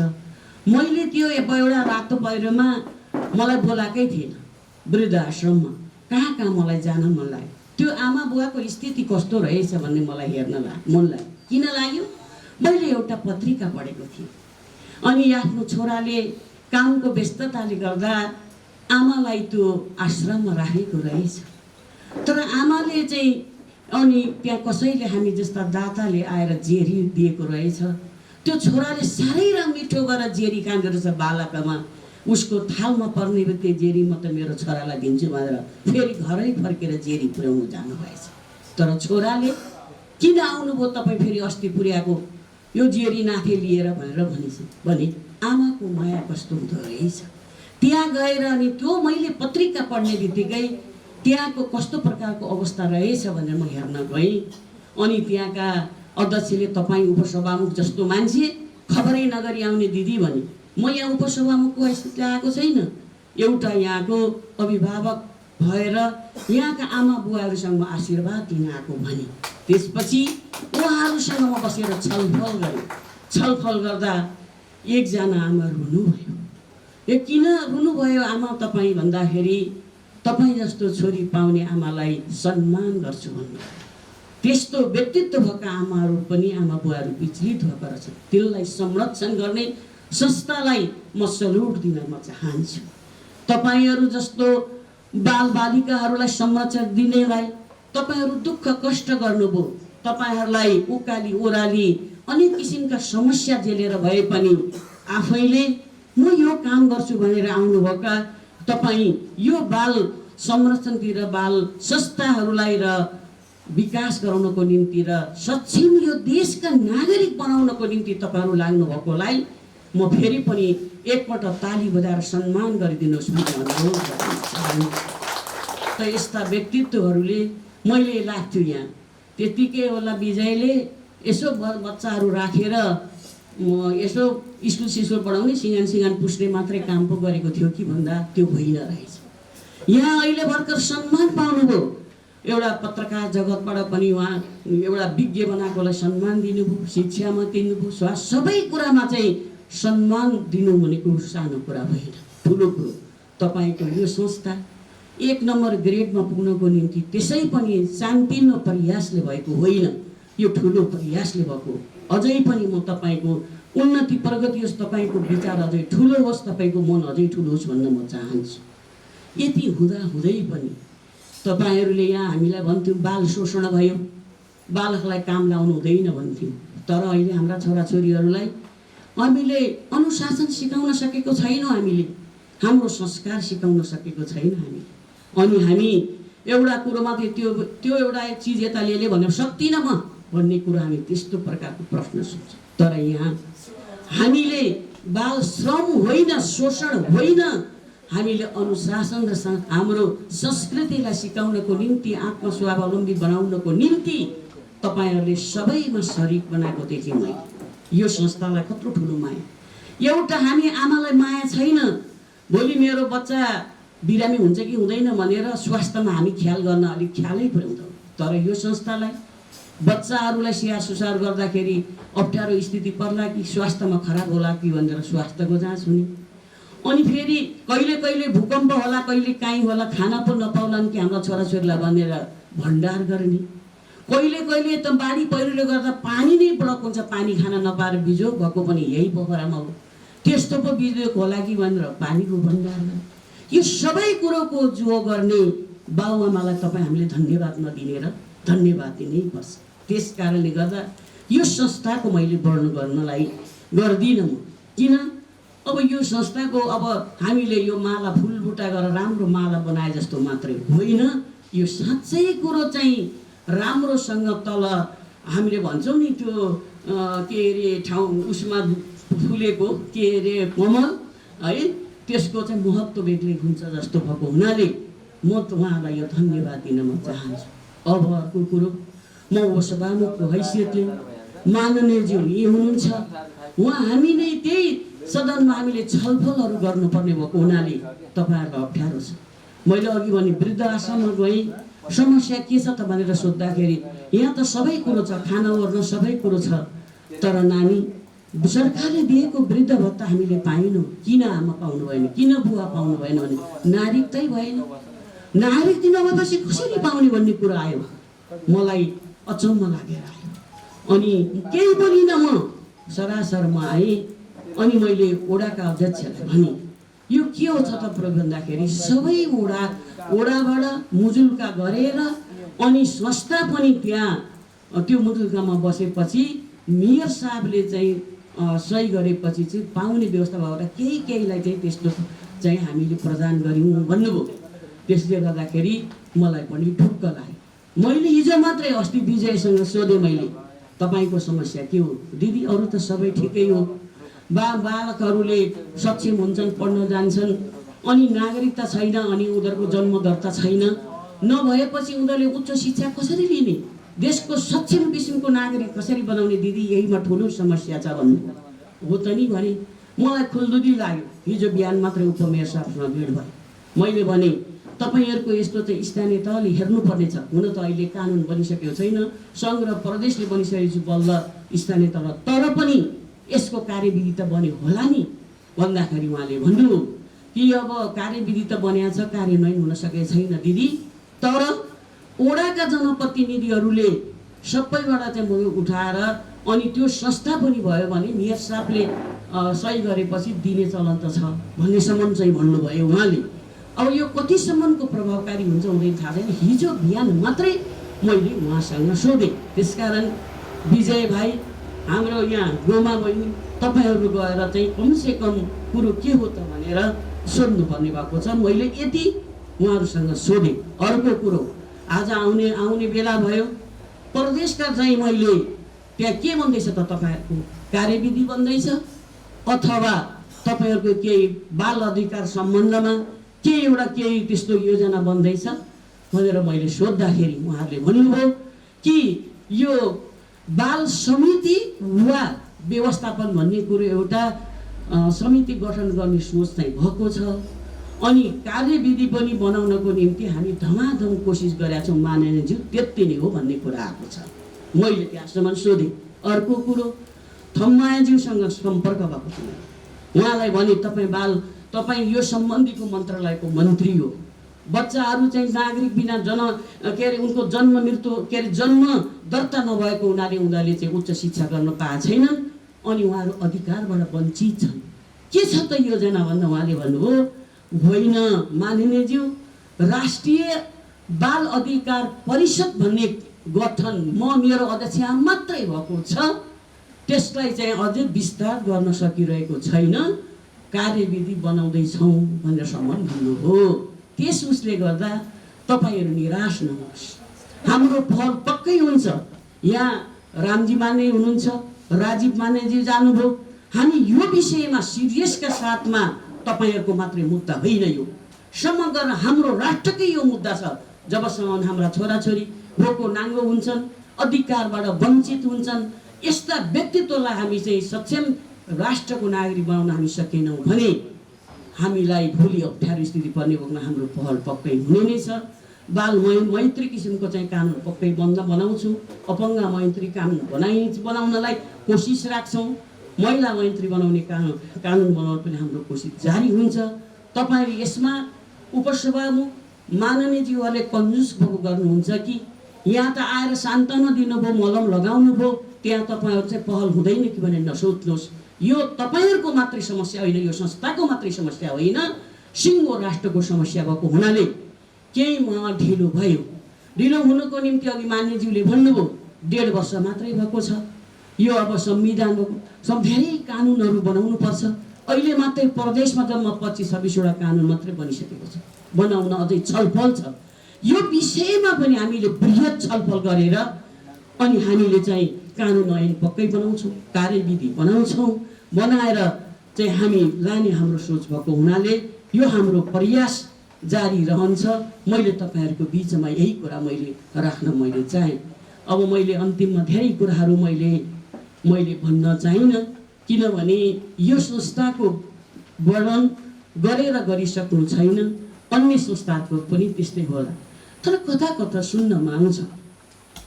संस्थाहरू मान्छेले धेरै जन्माउँछन्, 4-5 जना बच्चा राख्छन्, 4-5 जना त्यो के अरे मानसिक अवस्था खलबल भएको व्यक्तिहरूलाई राख्छन्। सडकमा भएका व्यक्ति सुतिरहेकालाई उठाएर राखिन्छ। अनि तिनीहरूले त त्यो संस्थाले आफूले खाने मात्रै बाटो गर्छन्, विदेशी दात्री संस्थाबाट चाहिँ पैसा बेसरी ल्याउँछन् भन्ने ठुलो अपवादहरू छ, ठुलो चुनौतीहरू छ। त्यो चुनौतीलाई तपाईँहरूले पार गर्नुपर्छ। म अस्ति नै त्यो मानव सेवा आश्रममा गएँ, बोलाउँदैन मलाई, गएँ म। के रहेछ त नि यसको कुरो? हाम्रो के अरे प्रदेश सरकारले 1,75,00,000 रुपियाँ त्यहाँ दिएपछि त्यो संस्था कस्तो रहेछ म हेर्न गएँ। मलाई बोलाएको थिएन, तर त्यहाँ जाँदाखेरि म खुसी भएर आएँ। करिब 85 जना मान्छेहरू हुनुहुँदो रहेछ। त्यहाँ व्यवस्थापन गरेर राम्रो गर्नुभएको छ। एउटा व्यक्ति त हस्पिटलबाट यो हुँदैन भनेर लापरवाही निकालेको पनि त्यहाँ ल्याएर सुताइरहेको थियो, त्यसको भोलिपल्ट मृत्यु भएछ। त्यो अवस्थामा मैले त्यहाँ गएर हेरेँ। अनि पहिला त मैले मुख्यमन्त्रीज्यूलाई त्यहाँ मात्रै नदिनुहोस् न त बजेट मन्त्रीज्यू अन्त पनि छ नि त भन्दाखेरि नगराउँछ न दिदी भन्नुभएको थियो। मैले यो मन्त्रीज्यूले चाहिँ अलिक बाँडफाँड गर्दै हुन्थ्यो कि मेरो मनमा थियो। त्यहाँ गएर ठुक्क भएँ, मन्त्रीज्यूलाई धन्यवाद दिएँ। भनेपछि कहिले कहिले हामीलाई अनुगमन पनि गर्नुपर्छ। यहाँ हाम्रो अनुगमनको पाटो कमजोर भएको छ। म त के भन्छु भने स्थानीय सरकार, प्रदेश सरकार अनि सङ्घको सरकारलाई पनि के अनुरोध गर्न चाहन्छु भने स्थानीय सरकार छ, प्रदेश सरकार छ, यी सबलाई को समन्वयमा राखेर भए पनि अनुगमन गर्नुपर्छ यस्ता संस्थालाई जसको प्रक्रिया भएको छैन। आज तपाईँहरूको यो सुनाउनु भयो, तपाईँहरूले वार्षिक प्रतिवेदन सबै कुराको चाहिँ तपाईँहरूको चाहिँ नियम कानुनका सारा सम्पूर्ण प्रक्रिया तपाईँहरूले मिलाएको रहेछ। त्यस्तो केही छैन भने दर्ता क्यान्सल गर्नु पर्यो। त्यस्ता किसिमबाट चाहिँ चलाएको छ भने राम्रो हुँदैन। यो सबै कुरालाई हामीले विधेयक गर्नुपर्छ। त्यसकारण मैले अहिले देखेको भनेको अनुगमनको पनि खाँचो छ, त्यसको निम्ति पनि पक्कै म आवाज उठाउँछु। तपाईँहरूलाई मैले ठ्याक्कैसँगले गर्छु नै त भन्दिनँ, तर मेरो प्रयास हुन्छ। मान्यज्यू हुनुहुन्छ, जनप्रतिनिधि यहाँ वडा अध्यक्षज्यूले बोल्नुहुन्थ्यो, उहाँ हिँडिसक्नुभयो कि उहाँ पनि हुनुहुन्छ है, उही पनि हुनुहुन्छ। उहाँहरू पनि स्थानीय सरकारको दरो सरकार हो। उहाँहरू त प्रदेश भनेको त झुन्डेको सरकार, उसले के गर्न सक्छ? स्थानीय सरकारको दिन प्रतिदिन जनतासँग ठोकिएर काम गर्ने चाहिँ सरकार। त्यसकारण उहाँहरूले पनि यस्ता समस्याहरूलाई सम्बन्धित ठाउँमा लानुपर्छ र समस्यालाई निराकरण गर्नतिर लाग्यौँ भने अनि सच्चा हामी जनप्रतिनिधिको भूमिका रहनेछ। होइन भने जनप्रतिनिधि मात्रै होइन्छ। मलाई अस्ति मात्रै म चाहिँ एउटा गाउँ के उसमा गएको थिएँ। त्यहाँ एउटा स्कुलमा महिलाहरूको एउटा कार्यक्रम थियो। यो स्कुलमा कतिजना विद्यार्थी हुनुहुन्छ भन्दा 9 जना, कतिजना टिचर हुनुहुन्छ 6 जना। सरकारले यत्रो ठुलो अभियान ल्याएको छ। कसैका छोराछोरी गुच्चा खेलेर बस्न पाइँदैन। सबैका छोराछोरीहरूले स्कुलमा गएर शिक्षा हासिल गर्नुपर्छ। शिक्षाबाट विमुख कोही पनि हुँदैन भने यत्रो अभियान चलाएको छ। यो बुझ्ने कसले 9 जना विद्यार्थी पढ्नेमा 6 जना मास्टरले पढाउँछन्। यो विडम्बना कहाँ हो त? यसको प्रचार हुन सकेन किन? सरकारले ल्याएको नीतिलाई दरोसँगले हामीले कार्यान्वयन गर्न हामीले सकेनौँ। यस कारणले गर्दा कार्यान्वयन गर्नको निम्ति ठुलो ढिलो हुने रहेछ, अप्ठ्यारो हुने रहेछ, व्यवहारमा उतार्न झन् ठुलो गाह्रो हुने रहेछ। त्यसकारण पर्खिनु पर्ने भएको हुनाले तपाईँहरू ढुक्क हुनुहोस्। तपाईँहरूले चिताएको कुरो र तपाईँहरूले परेको समस्याबाट समाधान गर्नको निम्ति हामी सबै लागि परि गर्छौँ भन्ने मैले तपाईँहरूलाई यही शुभकामना दिन म चाहन्छु। अन्तिममा मलाई विजय भाइले बोलाओस् कि नबोलाओस्, कहिले कहिले हाम्रो पनि एउटा समाज छ, त्यो समाजमा भेटिँदा मैले त एउटा यस्तो कार्यक्रम गरेको छु नि दिदी भन्दा, तिम्रो तरकारी खेतीमा तरकारी कहिले खुवाउन लान्छौ भाइ, तिम्रो गाई पालेको छ दुध त कहिले खान लान्छौ, तिम्रो कुरा मात्रै हो कि के हो भनेर भन्थे। तर आज मैले प्रत्यक्ष रूपमा देख्न पाएँ मेरो भाइले गरेको अभियान धन्यवाद रहेछ भन्दै यो कार्यक्रममा मलाई बोलाउनु भएकोलाई तपाईँ सम्पूर्ण अध्यक्ष लगायत सम्पूर्ण सदस्यहरूलाई मोरी धन्यवाद दिन चाहन्छु। र अन्तिममा फेरि मैले पत्रकार मित्रहरूतिर फर्केँ।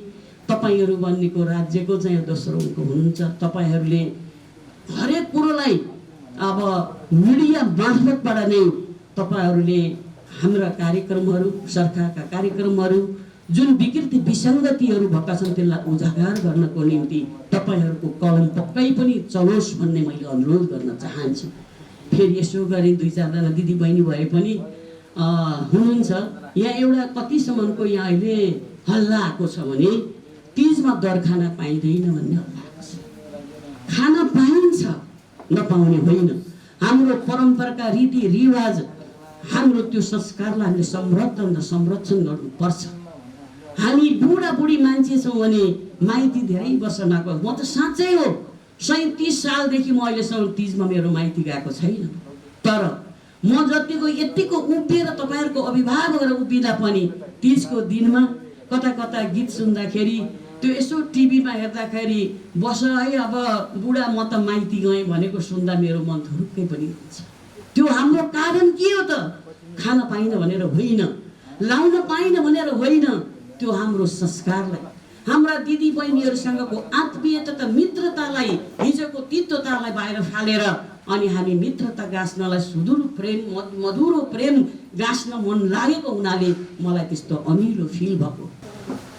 यस बाल कल्याण संस्थाको 19औं साधारण सभा तथा सामाजिक लेखा परीक्षणका आजका प्रमुख अतिथि विजय सरको भाषामा हाम्रो घरको दिदी सृजना शर्मा, त्यसै गरेर गण्डकी प्रदेश सभाका रामजी बरालज्यू, यस 18 नम्बर ओडाका वडा अध्यक्ष रणबहादुर थापाज्यू, यस बाल कल्याण संस्थालाई यहाँसम्म ल्याइ पुर्याउनको लागि अहोरात्र खटिरहनुभएका दात्री संस्थाका सम्बन्धित र यस संस्थामा महत्त्वपूर्ण योगदान दिनुभएका पिटर बेकर एन्ड बारबरा रेन्ज्यू, हाम्रो आमन्त्रणलाई स्वीकार गरेर अत्यन्तै व्यस्त समयको बावजुद यस समयसम्म अहिलेसम्म यहाँ उपस्थित भइदिनुभएका र हाम्रो आमन्त्रणलाई स्वीकार गरेर यहाँ पाल्नुभएका अतिथिगणहरू र बोर्ड सदस्य साथीहरू र साधारण सदस्य साथीहरू र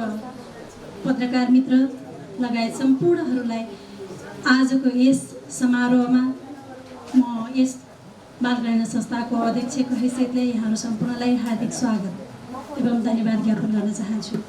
सर्वप्रथम त आजको यस समारोहमा सम्मानित हुनुभएका पत्रकार लगायत सामाजिक अभियन्ताहरूलाई बधाईसहित उपस्थितहरूलाई स्वागत गर्न चाहन्छु।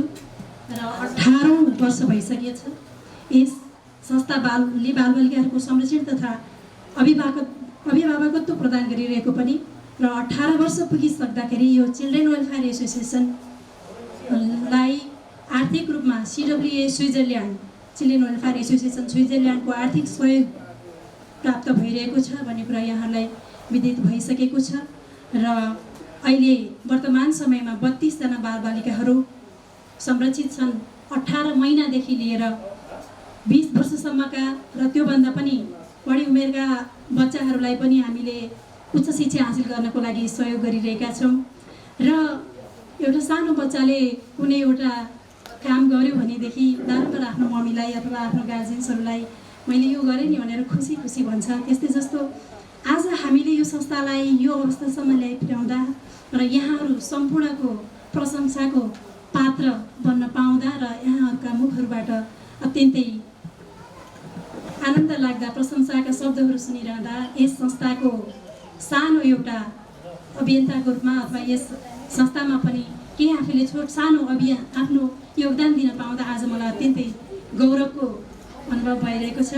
र यस संस्थाबाट विगतका विगतको 1 वर्षदेखि लगायत अहिलेसम्म निरन्तर रूपमा भइरहेका प्रगति विवरण र भइरहेका कार्यहरू र भावी कार्ययोजनाहरू पनि हाम्रा पूर्व वक्ता साथीहरू र त्यसै गरेर सचिव लगायत हाम्रो प्रबन्धकले पनि जानकारी दिइसक्नु भएको छ। म यहाँहरूको धेरै समय फेरि तिनै कुराहरूलाई दोहोऱ्याएर दिन चाहन्न र केही कुरा भने यहाँहरूलाई अझै सगर्व जानकारी चाहिँ दिन मन लाग्दो रहेछ र प्रधानमन्त्री कार्यालय व्यवस्थापिका संसदीय गैर सरकारी संस्था अनि त्यसै गरेर प्रदेश सभाबाट निरन्तर अनुगमन भइरहँदाखेरि खरो रूपमा हामी उत्तीर्ण हुन सफल भएका छौँ। जति पनि कानुनी प्रक्रियादेखि लिएर मापदण्ड अनुसार हामी खरो रूपमा अगाडि बढेर हामीले हाम्रो उद्देश्यलाई हामीले पुरा गर्नको लागि निरन्तर प्रयासमा हामी सफल भइरहेको हामीलाई अनुभूति भइरहेको छ। संस्थाको तर्फबाट कार्यकारी निर्देशक नै केन्द्रीय महासङ्घको महासचिव जस्तो गरिमामय पदमा उहाँ हुनुहुन्छ र विगत 20 वर्षदेखि अथवा त्योभन्दा पनि बढी वर्षदेखि त यसै क्षेत्रका अभियन्ताको रूपमा नै उहाँ र यसको ज्ञाताको रूपमा नै हामीले एउटा प्रखर प्रबन्ध निर्देशक यो संस्थामा पाएको कारणले पनि आज यो संस्था यहाँसम्म आउन सम्भव भएको हो र यो कुरालाई पनि यहाँहरूको यो गरिमामय सभा समक्ष जानकारी गराउन पाउँदाखेरि मैले गर्वको महसुस गरिरहेकी छु। र त्यसै गरेर कार्य समितिका जति पनि सदस्यहरू हुनुहुन्छ, मित्रहरू हुनुहुन्छ, उहाँ आफैमा पनि एउटा बच्चाहरूको मनोविज्ञान बुझेर उनीहरूलाई राम्रोसँग काउन्सिलिङ गर्न सक्ने र यहीँ आएर काउन्सिलिङ गर्ने खालको र बच्चाहरूको मनोविज्ञान बुझेर उनीहरूलाई यहाँ आएर बेला बेलामा परामर्श गर्ने भएको हुनाले पनि त्यो पनि एउटा हामीले सगर्व जानकारी गराउन लायक कुरा भन्ने सम्झिन्छौँ। अनि त्यसै गरेर यहाँ निरन्तर रूपमा काम गरिरहनुभएका कर्मचारीहरू पनि राम्रोसँग तालिम प्राप्त हजुरहरूले विगतका वर्षहरूमा हामीलाई दिनुभएको सुझावलाई हामीले अझै राम्रोसँग हृदयमा लिएर त्यसलाई अझै थप उनीहरूलाई तालिमका अवसरहरू पनि दिइरहेका छौँ र काम गरिरहँदा एकै ठाउँमा बसिरहँदा मोनोटोनस होला भनेर उनीहरूलाई बेला बेलामा यहाँका स्टाफहरूलाई रिफ्रेसमेन्ट कार्यक्रमहरू पनि हामीले दिने गरिरहेका छौँ, जसले गर्दा उनीहरूमा धेरै नयाँ जोस, नयाँ जाँगर र काम गर्ने उत्साह बढिरहेको छ। हामीले त्यो पाएका छौँ र अर्ग्यानिक फार्म लगायत अनि त्यसै गरेर पानीको भण्डारणदेखि लिएर आपतकालीन एउटा विपद व्यवस्थापन कक्ष पनि हामीले व्यवस्था गरेका छौँ। यहाँहरूले पनि पढिसक्नुभयो होला, जानकारी भएकै कुरा हो। 72 सालमा विनाशकारी भूकम्पले गर्दाखेरि हाम्रो देशमा धेरै नै बालबालिकाहरूको क्षति भयो, जसलाई हामीले बालबालिकालाई देशका भावी कर्णधार भनेर चिन्ने गर्दछौँ। वर्तमान बालबालिकाहरू हाम्रा साझेदार र भविष्यका कर्णधार र भोलि हामीलाई नै उनीहरूले संरक्षण गर्नेछन्। अहिले हामीले उनीहरूको संरक्षण गर्नलाई हामीलाई स्वार्थ छ, किनकि भोलि भविष्यमा हामीलाई कसले संरक्षण गर्छ? भोलि हामी पनि त वृद्ध हुन्छौँ। यो एउटा सर्कल जस्तै हो, चक्र हो, घुम्छ। फेरि हामीलाई संरक्षण गर्नुपर्ने बेलामा तिनै बालबालिकाको संरक्षणमा हामीले महसुस गर्छौँ उनीहरूकै हामीलाई आवश्यकता हुन्छ भनेको बालबालिकाको कति ठुलो भूमिका, कति ठुलो आवश्यकता छ बालबालिकाहरूको संरक्षण।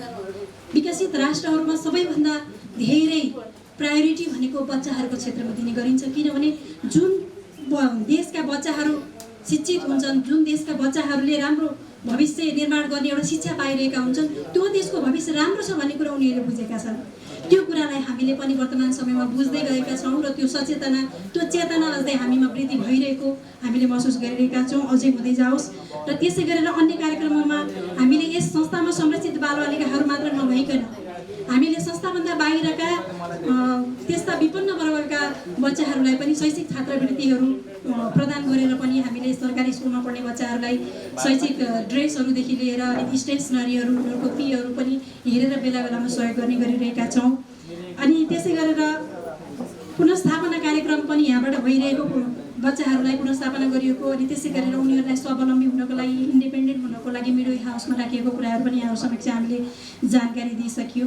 र पूर्व वक्ता हाम्रा आदरणीय सामाजिक लेखा परीक्षाका भीम सरले पोहोर साल दिनुभएको सुझावलाई हामीले त्यसलाई पनि सुधार गरिरहेका छौँ र गर्दै गरिरहेका छौँ र आगामी दिनहरूमा पनि यहाँहरूको सुझावलाई हामीले हृदयङ्गम गरी अझै थप अहिले हाम्रो 25% सम्म हामी एउटा स्वावलम्बी र अनि त्यसमा आत्मनिर्भर बन्न सफल भएका छौँ भने अब अघि गोमा दिजुले भने जस्तै छिट्टै 50% लगेर यहाँहरू समक्ष सगर्व त्यो जानकारी यसरी नै दिन पाइयोस् भन्ने एउटा आफ्नो भावी योजनासहित अनि त्यसै गरी त्यो हाम्रो योजनाहरू फलीभूत हुनेछन् भन्ने आशा राख्दै आजको लागि कार्यक्रम धेरै लामो भइसक्यो। अहिलेसम्म यहाँहरूले तयारी धारण गरेर यहाँ हाम्रो आमन्त्रणलाई स्वीकार गरेर अहिलेसम्म बसेर हामीलाई साथ दिनुभयो।